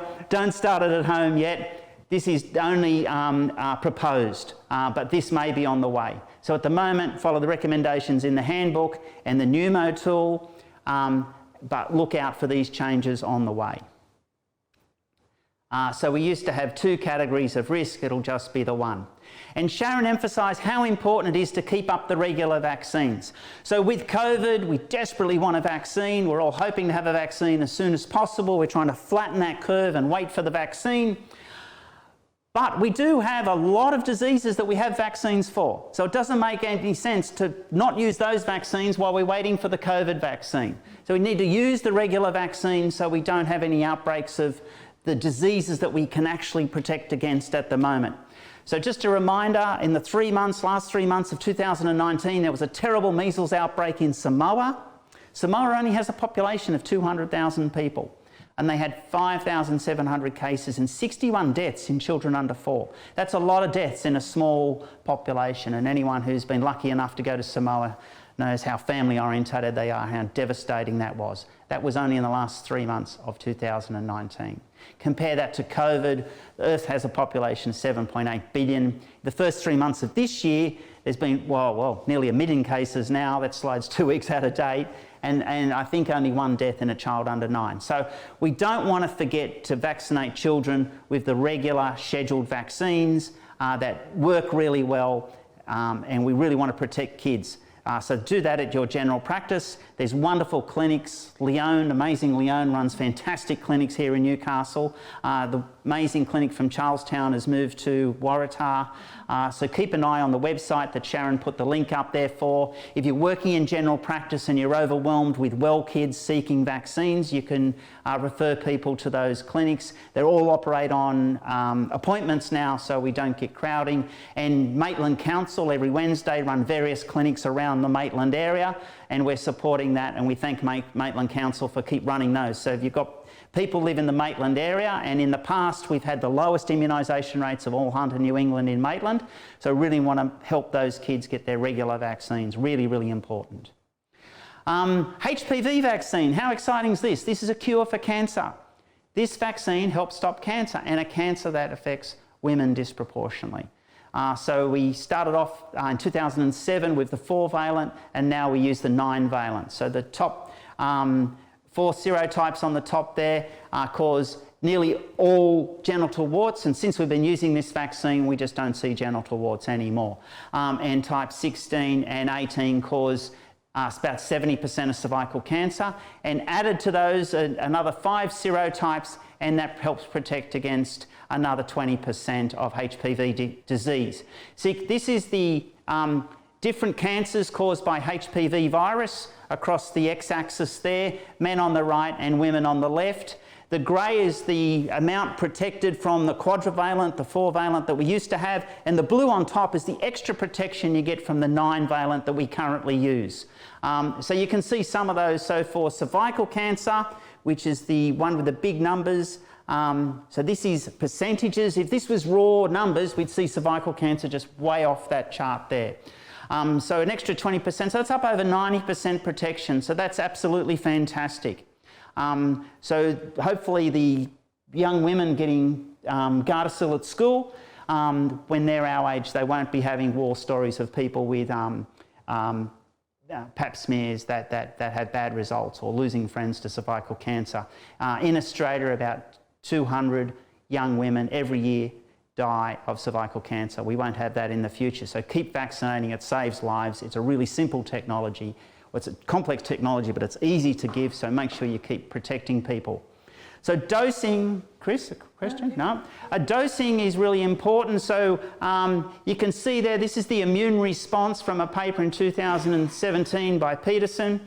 This is 2 of the serotypes in the vaccine, and you can see there for young adolescents, about 12 years of age, the immune response is really good. That's immune response on the y-axis there. And but after about 15 or so, it starts to tail off. So if you've got a younger person, so the school program is for students in year 7, people at that age, really good immune response to Gardasil. 2 doses 6 months apart is sufficient for lifelong protection. Over 15, the immune response is not quite as good, 3 doses. So if you think, oh, how can I remember all these dosings? There's a simple way to remember. So over 15, 3 doses, and that would be 0, 2 months and 6 months. And under 15, 2 doses 6 months apart is sufficient. So last year, in January last year, so a bit over 12 months ago, World Health Organization met, and they really think that they can make a huge, with this vaccine so good, make a huge impact on women's health around the world and try to eliminate cervical cancer. So that's absolutely fantastic. Big push by the World Health Organization. Well, it was up until a few months ago. They're a bit preoccupied at the moment. So in terms of women's health, this is absolutely fantastic news, especially for poor women in third world countries who don't have access to screening services like we do here. You can see there poor women overrepresented in cervical cancer. So this is a really exciting graph. So this is shows the dark line there, the big line in the middle is the rates of cervical cancer for someone who hasn't had the vaccine. And the 3 along the foot there are whether you've had 1 vaccine or 2 vaccines or 3 vaccines. So the early data is, and this is done by Julia Brotherton, who spoke at our conference the one before last in the Hunter Valley. This is her data. It looks like 1 vaccine will work as good as 2 or 3. So that's fantastic. So that's made a huge difference. Now, the middle line there are women that haven't had any vaccine, but they've had that no vaccine since the program's been started, and they've had protection by everyone else being vaccinated. So that's what we call herd protection. So even though they haven't had any vaccine, their rates of cervical changes have decreased because everyone else has had the vaccine and there's less virus floating about. And of course, that's what we want to see with COVID, is the social restrictions, less virus floating about, and we're all protecting each other. So these vaccines are funded for older teenagers now in Australia. So if someone wanders into your practice and they're under 20 and they haven't completed their Gardasil at school, please vaccinate them. Zoster. Zoster is a disease of I was going to say older people. No, I won't say no. People about my age. Quite prevalent. 97% of people over 35 are likely to be seropositive, which means that if they're run down later on, that virus can run out from their nerve ending and cause shingles. So that we have a vaccine against this now, so it's really worthwhile thinking for your patients who are over 70. And you can see there the peak of people getting shingles is about the 70 to 79 age group, and that's the reason it's funded at that age group. So the recommendations are it's funded for people 70 to 79. But if you've got younger people who want the vaccine, they can. The vaccine's licensed in Australia for people over 50, so you can pay for it over 50 and have it, and that's worth having a talk to you or GPs about. But you have to get that on a private script. For people over 80, the benefit's not quite as good, but they can also purchase that if they want to. Now, there was a case report from the UK before the vaccine was here of a 79-year-old gentleman with a history of cancer. He was vaccinated with Zostavax. 2 weeks later, he developed flu-like symptoms, fever, and then developed a widespread vesicular rash. So because he was immunosuppressed, this live vaccine replicated out of control, and he ended up with multi-organ failure and died 16 days after being admitted to hospital. So this is not the outcome we want. This is not why we give vaccines. So we really want to make sure that you know someone's medical history really well before you give this vaccine, before you give Zostavax. Now, we had one similar case in Australia in a single GP practice near Sydney, where it's very similar, a person who they'd actually finished their cancer treatment for over 6 months. But he had chronic. He had chronic, yeah. So we need to know someone's history really, really well. So we don't give this vaccine to anyone who's on high-dose immunosuppressive therapy, suffering from a malignant condition, they got HIV, or they've had a solid organ transplant or a bone marrow transplant, or some other similar immunocompromise. The handbook's got a great table there's a whole lot of medications, and they're called DMARDs, disease-modifying anti-rheumatic drugs. And there's a whole list of them, and this is a huge part of medicines that's expanding, and more conditions are being treated with DMARDs. DMARDs have, there seem to be a lot of new DMARDs all the time. I can't keep quite up with them. A lot of them end in AB, the word AB, so if you see that, that's a marker. It could be a DMARD. Chris has picked up that the Victorian pre-immunisation checklist has got a great list of various conditions that is worth asking about, because you'll pick up whether someone may be on a DMARD or not. So they're autoimmune diseases. Yeah, if they don't remember what drug they're on, they'll remember what disease they've got. So that's a great tip, and Chris has put the link there to the Victorian Health. The NCs have got a great fact sheet. It's really worth printing off and putting on all the GPs' desks. So this is a vaccine that you really need to know someone's medication.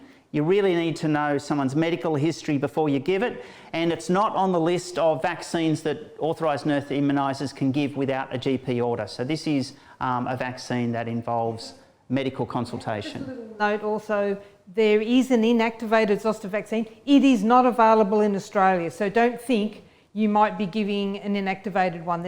It's not available in Australia. That's right. So the AusVac safety program, that's Dr. Alan Lieb, who's my colleague in WA. So his system and my system feed data into AusVac safety.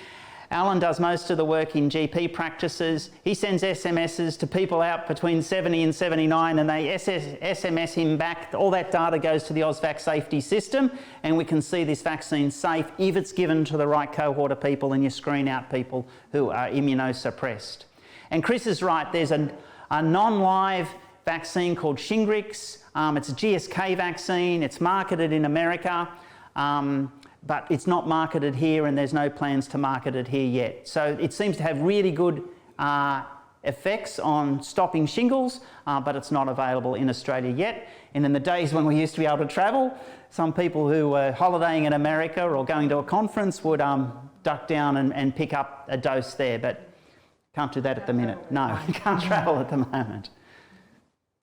Aged care facilities are a really important area. So our little immunisation team have taken on the aged care facility. If there's an outbreak of respiratory illness in an aged care facility, which obviously could be COVID, we have a special responsibility in the PHU for that. So we're really trying to put a lot of the answers to your immunisation questions up on the website. Chris has built the website over the last few months. So please use our website for information first before you ring us, because we've got to free ourselves up like lots of other parts of the healthcare system. We've had to leave parts of our work so we can respond to COVID.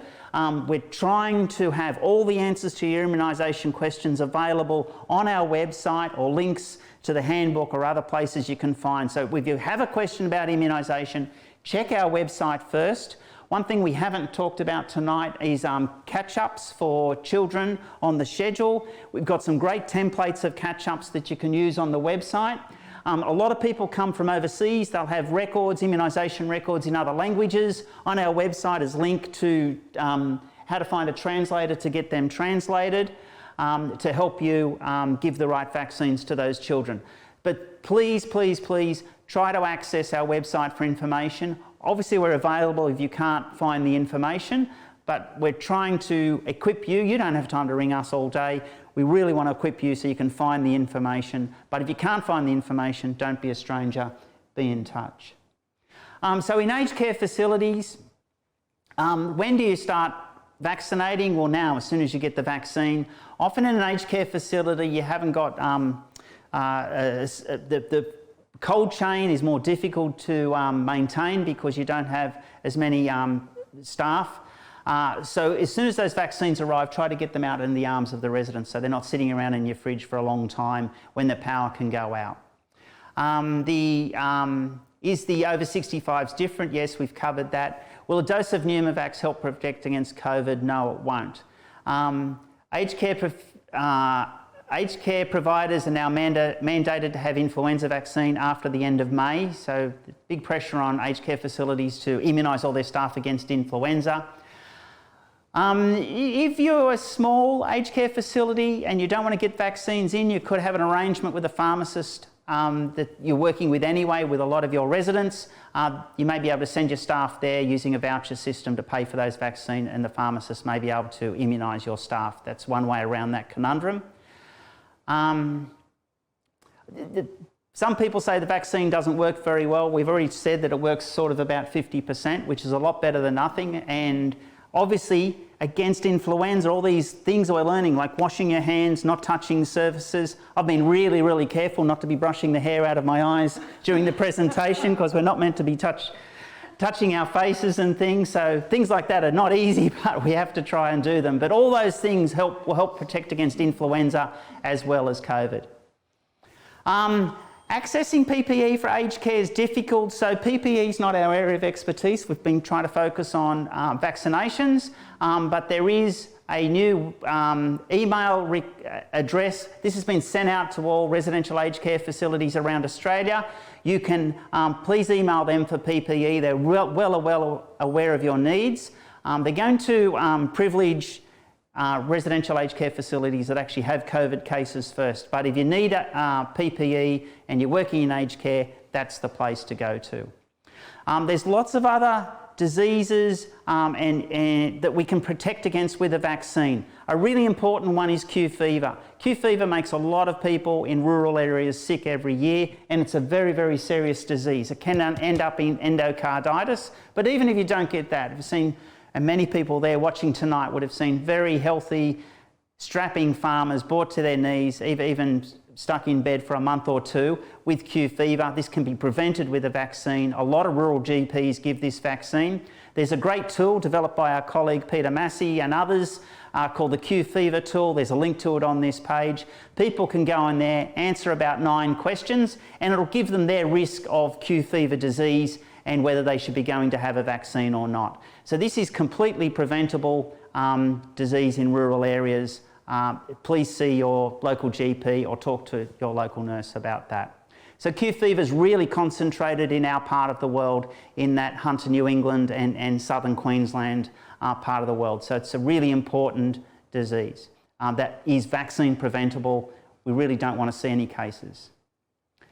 There's so much you can do as a nurse by giving people good information. This poor young lady is from Norway. She was holidaying in the Philippines last year. She became friendly with a little puppy. The puppy bit her. She'd never heard of rabies. She had no idea. She returned to Norway, ended up dying of classical rabies from a dog. This is incredibly tragic. Just with better information, she could have had rabies vaccine when she returned to Norway or even in the Philippines, and she'd still be alive. So please give good information to your friends and family. 1, don't handle bats. Rabies is lyssavirus, which is a rabies type virus, is carried by bats in Australia. There's been 3 deaths of people in Australia from lyssavirus. You can prevent it by not handling a bat. A lot of people who are bitten by bats are kindly, empathetic middle-aged women who have fruit trees with nets around them. The bat gets caught. They go out to rescue the bat and they get bitten. So please tell your friends and family, don't handle a bat under any circumstances. And if you, when overseas travel resumes again in the future sometime and you're travelling with kids, not touching animals overseas, life-saving information. Again, 2020, Year of the Nurse, you can save lives just by giving really good information to people. Vaccine development. I'll talk a little bit about this because we're really interested in a new vaccine for COVID. It's a really complex process. It'll often take 20 years, and they talk about $20 billion to bring a vaccine from the bench to the pharmacy. It takes a long, long time, and it's very, very expensive. Now, a lot of people who are critical of vaccines are saying, oh, yeah, it's just big pharma. They're just making these things and selling us a product. If you want a business model as big pharma, you don't make vaccines. A, they're really, really expensive. B, you only need one, and then you don't need to buy any more. Much better you make statins or something like that. you've already got the patent, you don't have to do any research, you just churn them out and people take one every day. That's a much better business model. Big pharma aren't in vaccines to make money. There's a lot of people of goodwill making vaccines, and especially at the moment. So vaccines have got to go through different phases. Phase 1, now there's 3 COVID vaccines going through phase 1 human trials at the moment. 3 different sorts. 2 weeks ago there was only 1. So this is moving in a very, very quickly. There's about 40 candidates. So people will make a vaccine at the bench, and that's called a candidate vaccine. They use different parts of the virus or other technologies. There's a whole raft of different technologies. They're called candidates. There's about 40 around the world at the moment, and they're all going to go through this trial process, and then the safety data will be looked at and the efficacy data, how well it works, and then maybe more than one, but the best one or more than one will be brought to market, and they'll manufacture those. Then phase 4 is the post-marketing. So once it's on, so because you might trial it with a few thousand people in a trial, in a phase 3 trial, but then how safe is it going to be? So this vaccine, like a lot of things we've seen, like the test kits, will be made very quickly. We need to keep an eye on safety. So we've got VaxTracker, which is a post-marketing surveillance tool that we've made. We'll be out there monitoring vaccine safety, feeding that data to AusVac Safety. So AusVac Safety is world leading in terms of post-market research for safety of vaccines. It's the best in the world. No other country has anything like it. So when this vaccine comes, people in Australia can be really satisfied or reassured, thank you, reassured about vaccine safety. So they're the steps got to go through. The wonderful group at University of Queensland led by Professor Chappell, they've got a technology they've been working on for some time, like a platform, and they're starting to build the vaccine from there. It looks really, really promising, and hopefully it will be. But what they're planning to do is when they get to phase 3, they'll actually start to manufacture it at the same time. So actually making the vaccine's one thing, like making one vaccine, but making enough for the whole population, or in this case, the whole world, that's the really time-limiting step. So they'll actually go into, or their plan is to go into production at the same time as stage 3. So if stage 3 goes well, they've already got vaccine underway. So that's one way they're trying to shorten that time, and hopefully we'll get that vaccine in 12 months or so. So they're the Queensland, University of Queensland stories on the right, and the other trial in America on the left there. So this is really hopeful. So again, we really need vaccines to operate in society smoothly and properly, and we want to make sure, hopefully, cross our fingers, we get a vaccine soon. Now, way back, before we had a polio vaccine, we had people that survived polio used to live in iron lungs, and I'm actually old enough to have looked after people in iron lungs. Now, so some friends in Rotary built an iron lung, recreated one, and they brought it down the Children's Hospital last month, and that's in the foyer of the John Hunter Children's Hospital with an iron lung, scaring some children, saying if you don't get your vaccines, you've got to live in this box. This is Mr. Khan, who was funded by Rotary Australia. He ran a fantastic Sabin polio clinic in Karachi some years ago. And now he was doing 2 very subversive things. He was vaccinating, and that was seen to be subversive, and he was educating girls, and he ended up getting killed for it. He got assassinated. So there's parts of the world where vaccinators who are just trying to protect their community, exactly like you are, have paid with their lives. And I used to think this was just an issue in violent countries like Pakistan, but of course now healthcare here, looking after COVID patients, is a really serious issue for doctors and nurses caring for infectious COVID patients in acute areas. So this is really, really a serious business of looking after people, and you need really good techniques to protect yourself. But in vaccination, our colleagues around the world, community vaccinators, exactly like you there at home watching this tonight. Now in Nigeria, there was terrible polio. Village health workers were going out and vaccinating, dropping Sabin in kids' mouths.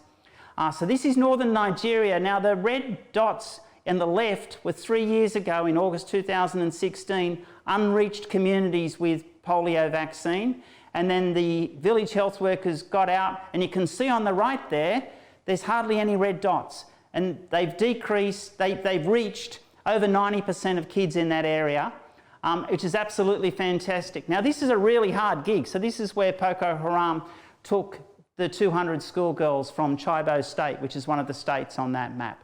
So this is a really difficult area to work in, even harder than Newcastle. And this is what they're doing. They're teaching, so they're village health workers and nurses, teaching basics of hand washing, breastfeeding, child nutrition, births and deaths, educating girls, giving routine vaccination. These are life-saving events that you're involved in, and it's so important, and we just want to get that next vaccine for COVID and be able to add to that. Now, Nigeria, just late last year, completely eliminated polio. Now, I don't know whether we'll ever get to the point of eliminating COVID. It's probably one of those viruses that we'll have to live with, but if we have a vaccine, we'll be able to control it a lot better than our current situation where we've got no control at all, apart from hand washing and social distancing, and we want to get back to normal life and have a vaccine. So with a vaccine, we can protect the whole world. So thanks to everybody who's contributed tonight. Thank you very much if you stayed awake at home through preparing dinner, serving the family, and now you're in your pyjamas, hopefully hoping I'll stop so that you can watch some telly. We'll have a little panel and go through some questions that Chris will moderate. Thank you. Oh, we're having a little break, are we? No? We're Oh, I to thought you said we're having a little break. Questions. Right. Yeah, so many questions. Thank you, everyone, for sending them in. And we're trying desperately to get them answered. And Jodie and Angela are working extremely hard in their abodes answering these questions. There's repetitive ones that we won't answer because we'd just ask that you look if there's a similar question there that's been answered to go there. I'm just answering one at the moment. I work in aged care. I have residents without any history of a pneumococcal vaccine. Do I give one? And I've just written, every effort should be made to obtain previous history of vaccines. You know, look, they're old GPs, wherever you can get the information.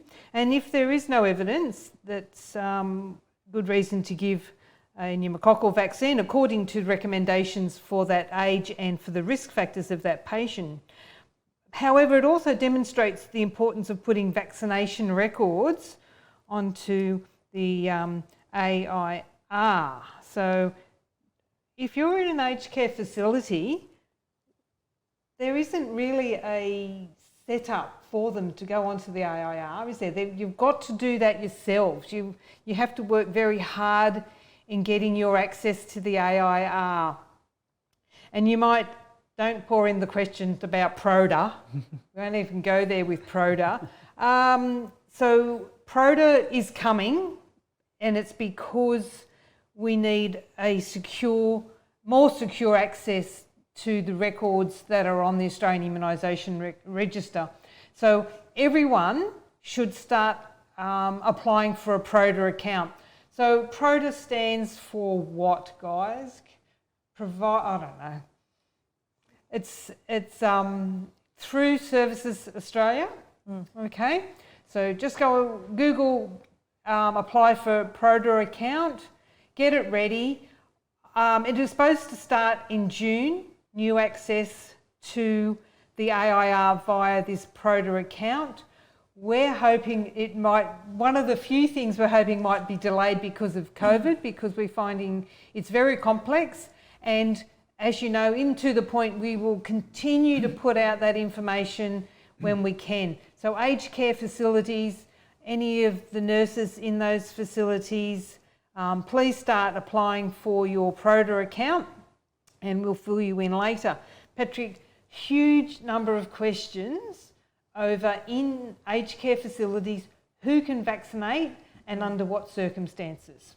Hoping you will answer that one. Yeah, so that's a great question. So aged care facilities, it's wonderful if you're an authorised nurse immuniser, then you can go ahead and immunise the residents and the staff just off your own bat without reference to anyone. You can do that by yourself. If you don't have an authorised nurse immuniser in the aged care facility, a doctor can write the order and then the nurse can then give that vaccine. So vaccines are an S4, so just as the doctor could write an order for any S4, you could then go and give it. There's some question as to if the doctor needs to be present at the time the nurse is giving the vaccine. And you're going to answer it.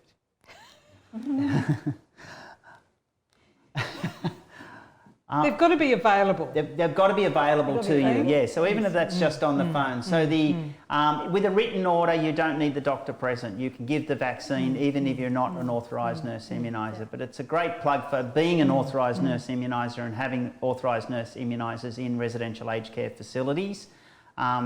But yes, if the GP writes the order, then if the GP is not on site but it's available on the phone, then any registered nurse can then give that vaccine, of course checking it with a colleague. I think there still needs to be some caution around an immuniser giving a flu vaccine around consent. Because a lot of people in aged care facilities are not able to give consent. Yes. So I think we have to be very cautious about that, whether we get consent from relatives and family. Yep. Before a nurse immuniser shouldn't just presume that they can go around and immunise everyone with influenza in a nursing home. Yeah, great point, Sharon. Yes. So you need prior arrangement with a family for people who can't give their own consent. That's right. Yep. A lot of questions about wearing masks, and as you said, that we're not experts on PPE. So where should they? There was a wonderful session here last night with Dr. Caroline Hullock and John Ferguson was here, who runs infection control at John Hunter, and he's really the guru for infection control in this area. And he specifically addressed vaccinating a well patient. You don't need any PPE. You're only close to that person, even a child, for a very small amount of time. I just thought, and then you're you might have over at questions. putting the needle in the sharps container, spend time at the fridge beforehand, documenting it on the computer. So you only have to breach that 1.5 metres for a very, very brief period of time. So John Ferguson's point was, you don't need a mask or gloves, you can just vaccinate. You don't need PPE for that encounter, and that was quite clear last night.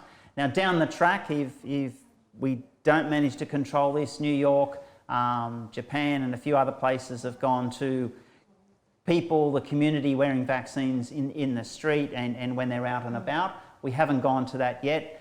John's very doubtful whether a homemade mask that's wet will help protect you very much. But in places where they've got hundreds of people dying every day, they're going for that. But here in Hunter, New England and in New South Wales, we're still hoping that by isolating, finding cases, following their contacts, we can really flatten that curve, and we're not up to the point of community masks yet. And it should only be well people coming to your Yes, that's right. influenza clinics too. That's right. So coughing people should be screened out. Jody has a question. Oh. And as Angela said, I was whispering to Jody. I've got Could all hear. I've got a little microphone, so I apologise, guys. Jody, your question? Your answer. Tell us. Do you want to listen and... No, she... Oh, Jody, where are you? I'm here. Yeah. Oh. What's tell your us. Next to the answer? mic. Okay, go. Hello there. Can you hear me okay? So, Chris, we're getting questions about... Okay. What? We're getting questions about... questions about adding tonight's learnings to My Health Learning. Yep. So, She's going to answer it. Oh, yeah. Go. okay. So Hunter New England staff can add tonight's learning onto My Health Learning. You would go to your external conferences. So it's one of the options that you're having external learnings, and add it there. Thank you. Do you have any other questions that have popped up that you want us to answer? Gloves and masks in outside clinics? Yeah, Patrick sort of Just answered that. said that it was addressed last night with the... Yeah, but not everyone was there last night. We just addressed it. Oh, Very yeah. So If you're in the infection control part of COVID, there was a wonderful session about all sorts of aspects of COVID, but did include John Ferguson's input on infection control, and you can watch that through the PHN website, and I encourage you to do that if you have a lot of infection control questions. Okay, another question. Why are previously immunised children, 8, 6 and 4 years old, currently getting varicella? Oh, are they? It's a great question. There's not an easy answer. So if you get natural chickenpox infection, you'll usually be immune for the rest of your life. In America, they give 2 chickenpox vaccines to children to try to decrease what Chris is describing, which is what's called breakthrough varicella. So in Australia, we give 1 dose. So there's still some circulating chickenpox virus. And if you give 1 dose, there's a bit of circulating chickenpox virus. People bump into that. Most people just build up more immunity without getting sick. So we're all getting topped up all the time. Whereas in America, they're trying to decrease circulating chickenpox by giving all the kids 2 doses of vaccine. They see less breakthrough or mild disease, like Chris is describing. In the United Kingdom, they don't give chickenpox vaccine at all. They just let it circulate and people become immune after getting sick. So there's 3 very similar countries with 3 different approaches. So in Australia, I quite like the approach of giving 1, but you will see children 4, 6 and 8 years of age with chickenpox disease because we will see breakthrough cases. Generally, they'll be much more mild than kids getting chickenpox disease without any vaccine, and we don't see any encephalitis. So back in the day, I've seen lots of kids with post-varicella encephalitis with permanent brain damage. We don't see that at all because we give 1 dose of chickenpox vaccine. So again, it's not perfect, but it really decreases the bad end. But that's the philosophy of those 3 different countries with 3 different approaches. And we shouldn't see so much shingles. Yes, that's right. If your immunity against chickenpox is through the vaccine, can you still get zoster? Can you still get shingles? Yes, well, come back in 60 years and we'll know. We don't know, so that's a great question. So the natural history of shingles is you get the disease as a child, you recover, or if you recover, the virus sits on your nerve ending, then later on in life it runs out. So if you're vaccinated and you never get the infection, you're not going to have virus sitting on your nerve ending. So we don't think so, but watch this space over several decades. Yeah. We really don't know. That's a very good question. It's a great question. What else are you finding on your phones? Oh, Gardasil course in 2017 with the Gardasil 9.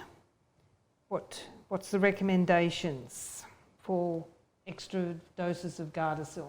Oh, if They've had a full course? no, just 2 doses. How far apart? Yeah, that's right. Oh, okay. Yeah. So just explain that. It would depend how far apart the doses were. No, it was in 2007. Oh. So they had Gardasil 4. Should they be complete having course. Gardasil 9? No, that's not the recommendation. No, thank you. Because it's the 4 strains in the Gardasil 4 that we're really targeting, and the 5 extras in the 9 is a bit of a sweetener. So no, there's no recommendation to have another course of Gardasil. Yeah. Okay. Any other? Oh, does this education qualify you as having your update? Yes, it does. In Hunter, New England, it does. So if you're an authorised nurse immuniser and you're keeping yourself up to date and you've listened through this and you keep a record either through My Health Learning, as Jodie's generously let us know, or keep your own record of clicking on the link tonight in your own records, then yes, that's your 2020 immunisation update. And we've tried to open it up for, try to entice people that are a little bit out of date with immunisation to tune in tonight, and then they'll be back up to speed, and tomorrow you can pick up a needle and go vaccinate someone. Okay, here's a good one for you, Patrick. When will Ausvac Safety link to community health immunisation clinics who use chalk and air to record immunisations? Chime? Chime, yeah, it's got chalk, C-H-O-C. Yeah, it's already happened. So if a child gets a community vaccine in Armidale, Newcastle, Taree, all around Hunter, New England, they get an SMS 3 days later from Vax Tracker, and I follow up all those kids who report an adverse event, and that data is had a look at for vaccine safety. So that's already happening through community health here in this area. If HIV patients cannot remember if or when they had pneumococcal vaccine, what do you recommend, starting with the Prevnar 13? We reckon you go to the Pneumo Smart tool, put in all their details, and the recommendations will just be there for you. Sorry, I'll just silence my little phone. So it's tricky. You don't want to... most vaccines, the more vaccine someone gets, the more protected they are. With Pneumovax 23, there's some data, it's not completely validated, that you get a hypoimmune response. So you actually get less protected if you have too many vaccines. So we don't want to over-vaccinate someone with Pneumovax 23. But anyone who's at risk, that you can't find any history, you don't know, they're better off to have a vaccine, and you err on that side than err on not giving them the vaccine. So Chris is right. So follow the PneumoSmart tool, and better to have vaccine than no vaccine if you're completely uncertain. But it does show there's lots of questions about what do you do if the records are uncertain. So putting vaccines on the AIR is really, really important. Now there's some environments where that just doesn't happen. So in public hospitals it doesn't happen.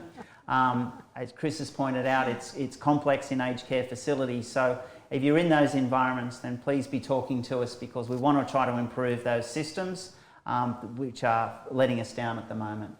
And thank you to Anonymous. PRODA stands for Provider Digital Access. Thank you so much. A question about the logger. We're saving time on our logger and only recording 15-minute intervals. Is that okay? No, it's not. You have to abide by Strive for 5, and it dictates in there it must be every 5 minutes. Okay? So the other question was, if you have your logging on the cloud, do you have to download it weekly? Sharon's an expert on this. I would say that it's good to keep a record on your computer, because if you lose connection with the cloud, internet connection, and you need to produce those records, you've got nothing. Righto. So you need to keep a copy on your server. A question from a GP. Pop Health is not making daily phone calls to COVID positive patients. If they are unable to do this, do they want the GPs to do so?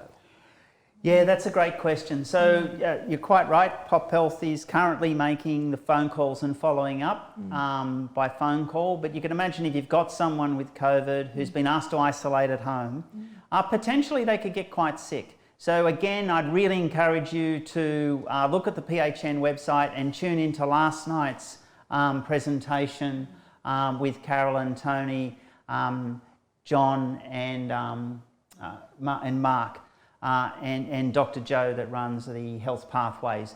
They covered this in a lot of detail, and Mark's going to set up a hospital in the home team that can go visit people who get sick at home, and people with COVID will be more under their GP, with public health being involved in other aspects, but they need some clinical oversight. So this will become a GP space, was what I took out of last night.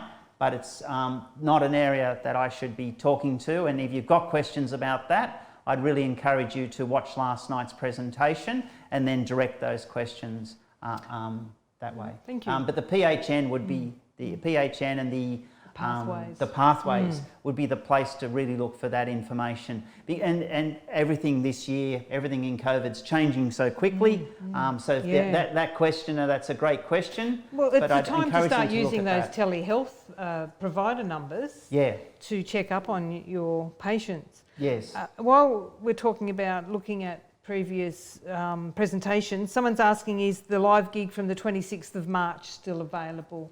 I think it's only up for about 2 weeks. Just looking around the room for some confirmation.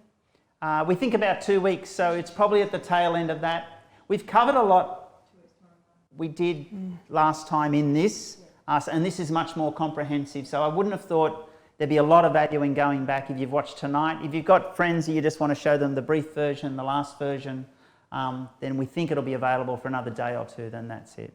Yeah. Unless someone's put it up somewhere else. There's a question here about shingles. Some adults have had shingles under the age of 50. What are your recommendations, please? Yeah, that's a great question. So yes, shingles can happen under the age of 50, and occasionally we hear stories, or not stories, diagnoses of children having shingles. So it can happen. But the current vaccine's only licensed for 50 up. So we just have no vaccine way of preventing shingles in the younger age group. But the question I think is should you recommend they have another one? And as someone who's had shingles, have a vaccine when they've had the disease. When you turn if 50. you've had shingles, you know you don't want to have it again. I would pay anything to have the vaccine. And I would not be waiting until I was 70. But there's usually a reason people get shingles, that they were immunosuppressed at the time or under, a lot of stress or whatever. So if they're not in that circumstance, they might want to save money. But private script over the age of 50, if they prefer that option, that's certainly something you would be happy to recommend.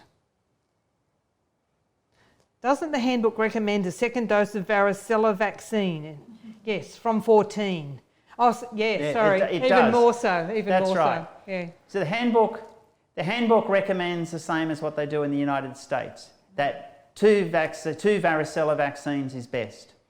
The Australian government fund one varicella vaccine, so if you did want your child to have a second varicella vaccine, you can get a script and purchase one. Yep, and that's following the handbook advice. So that's where the handbook recommendation is different to the funding, different to what's available funded. And there's lots of examples for that. But that's a good question. Nope, that one's been answered. Will online CPR courses be enough to meet the requirement for annual CPR? Well, a while ago we were told you had to do a practical session, weren't we? Do we know if that... It applies to us in HNE, we have to do a practical. I think it's a little bit difficult now because I suspect with COVID and social distancing that people that did the practical courses are not necessarily running them so much. So check the authority and check the actual wording, and you can interpret it how you like, I guess.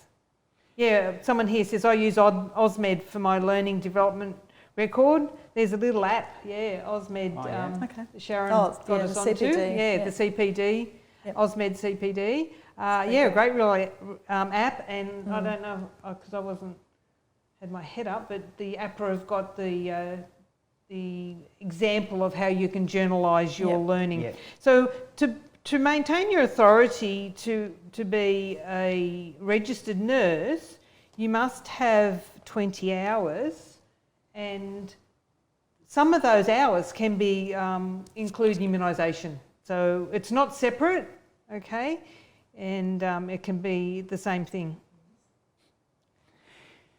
Yeah, so again, we don't run the CPR education. It is something you need to keep up to date for immunisation. But if you've got questions about doing CPR education online, I'd be talking to the CPR educators about what their current arrangements are and what's acceptable in COVID times. Can a GP from another PHN access last night's presentation? Yes. PHN people? Yeah, the question is, Mel, is the link for last night's presentation available to people outside this PHN area? Absolutely. On the People Bank website that I've been uploading. So if they go to the Hunter New England Central Coast PHN website and go to the People Bank link, and Mel from the PHN has that link there. and that's really valuable, I think, and would be worthwhile GPs in other areas watching. So that's for all the presentations, all of them, through the, which is an internet site, it's not intranet, so HNECCPHN website, go there for all of them. So that was just Jodie was about the CPR, because the authority just says that you need to do it annually. So it's really any time in the year. It doesn't mean annually from, I did it on the 31st of May this year, I have to do it by the 31st of May next year. Every calendar It just year. means in every calendar year, at some point you need to have done it, so that if you can do your CPR later, then that's okay. Oh, okay. Yep. How much is a shingles vaccine? 200 something? 240, 40. yeah, something like that. It varies, it's worth shopping around. It is. Yep. It varies quite a bit pharmacy to pharmacy, but it's about the $240 mark. Can someone have zoster vaccine and flu vaccine at the same visit? So we had another one. Can you have zoster, flu and pneumococcal on the same day. visit? Yes. Yes. Okay. Different syringes, different sites, same visit. Don't combine them in the same Just syringe. always check your variations from product information Yep. in the handbook. Because there is something, I think, in the product information of maybe... The manufacturer prefer you only give 2 of those 3 at the same time, That's but right. ATAGI in the handbook says you can give all 3 Yeah. at the same visit. So, yeah, if you come across information in the product information, you think, wow, this doesn't make sense, go and have a look at that chapter in the handbook to the very second last part of each disease, and it says variation from product information. A lot of the age ranges are different. There are so many things that are different. And, our old classic one is MMR vaccine. Product information still says there must be 3 months from when you give an MMR vaccine and when a woman can fall pregnant. For the last probably 20 years, it's only been 1 month. ATAGI recommends just 1 month. Okay? And what else have we got? Let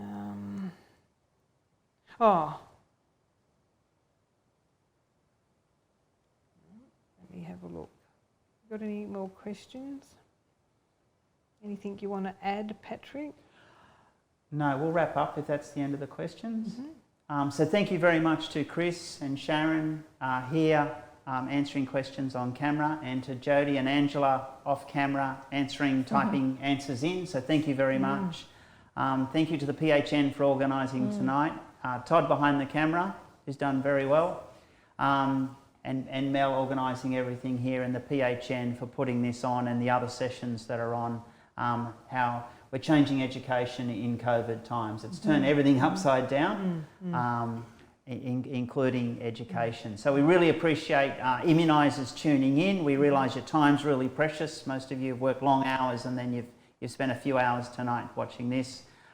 We really thank you for that, the extra efforts you put in, so that you're professionally immunising, storing your vaccines, got really good technique, very few adverse events, but reporting adverse events, and doing everything professionally. And then you've got those great skills ready for when we have a COVID vaccine, please, one day soon, and we can return life to normal. And in the meantime, all those wonderful nursing skills and Aboriginal health worker skills of washing hands and keeping people safe, and you're the people are turning to in the community for really good advice. So I've pointed out a few areas where we can give good advice, but in COVID it's around hygiene and those really good health skills that we all have that we sort of take for granted, but now they're incredibly valuable and life-saving for people. So please be sharing your expertise, and as nurses, that this is a really important time. And again, we think of all those doctors and nurses who will be caring for patients and the difficulties they have, and their families will be anxious, and we really wish them well, and please, anything we can do to support them. And there's lots of ways of working together, and last night it was pointed out that just a simple buddy system when you're donning and doffing, so you've got a buddy who can see if you're breaching and when you need to change what you're doing. So there's lots of ways of looking after each other. So please look after each other, and let's hope we have a vaccine soon and can get back to normal life, because to make life normal, we need a vaccine. And Mel's going to remind me Yes. to do the Slido evaluation. Oh, okay. So- but first of all, can we Yes. just say there will not be a certificate? Oh yes, there will not be a You certificate. don't need one. We've talked a lot about how you keep your records. Jodie's reminded us for Hunter Yep. New England nurses, you can add this to My Health Learning as an external.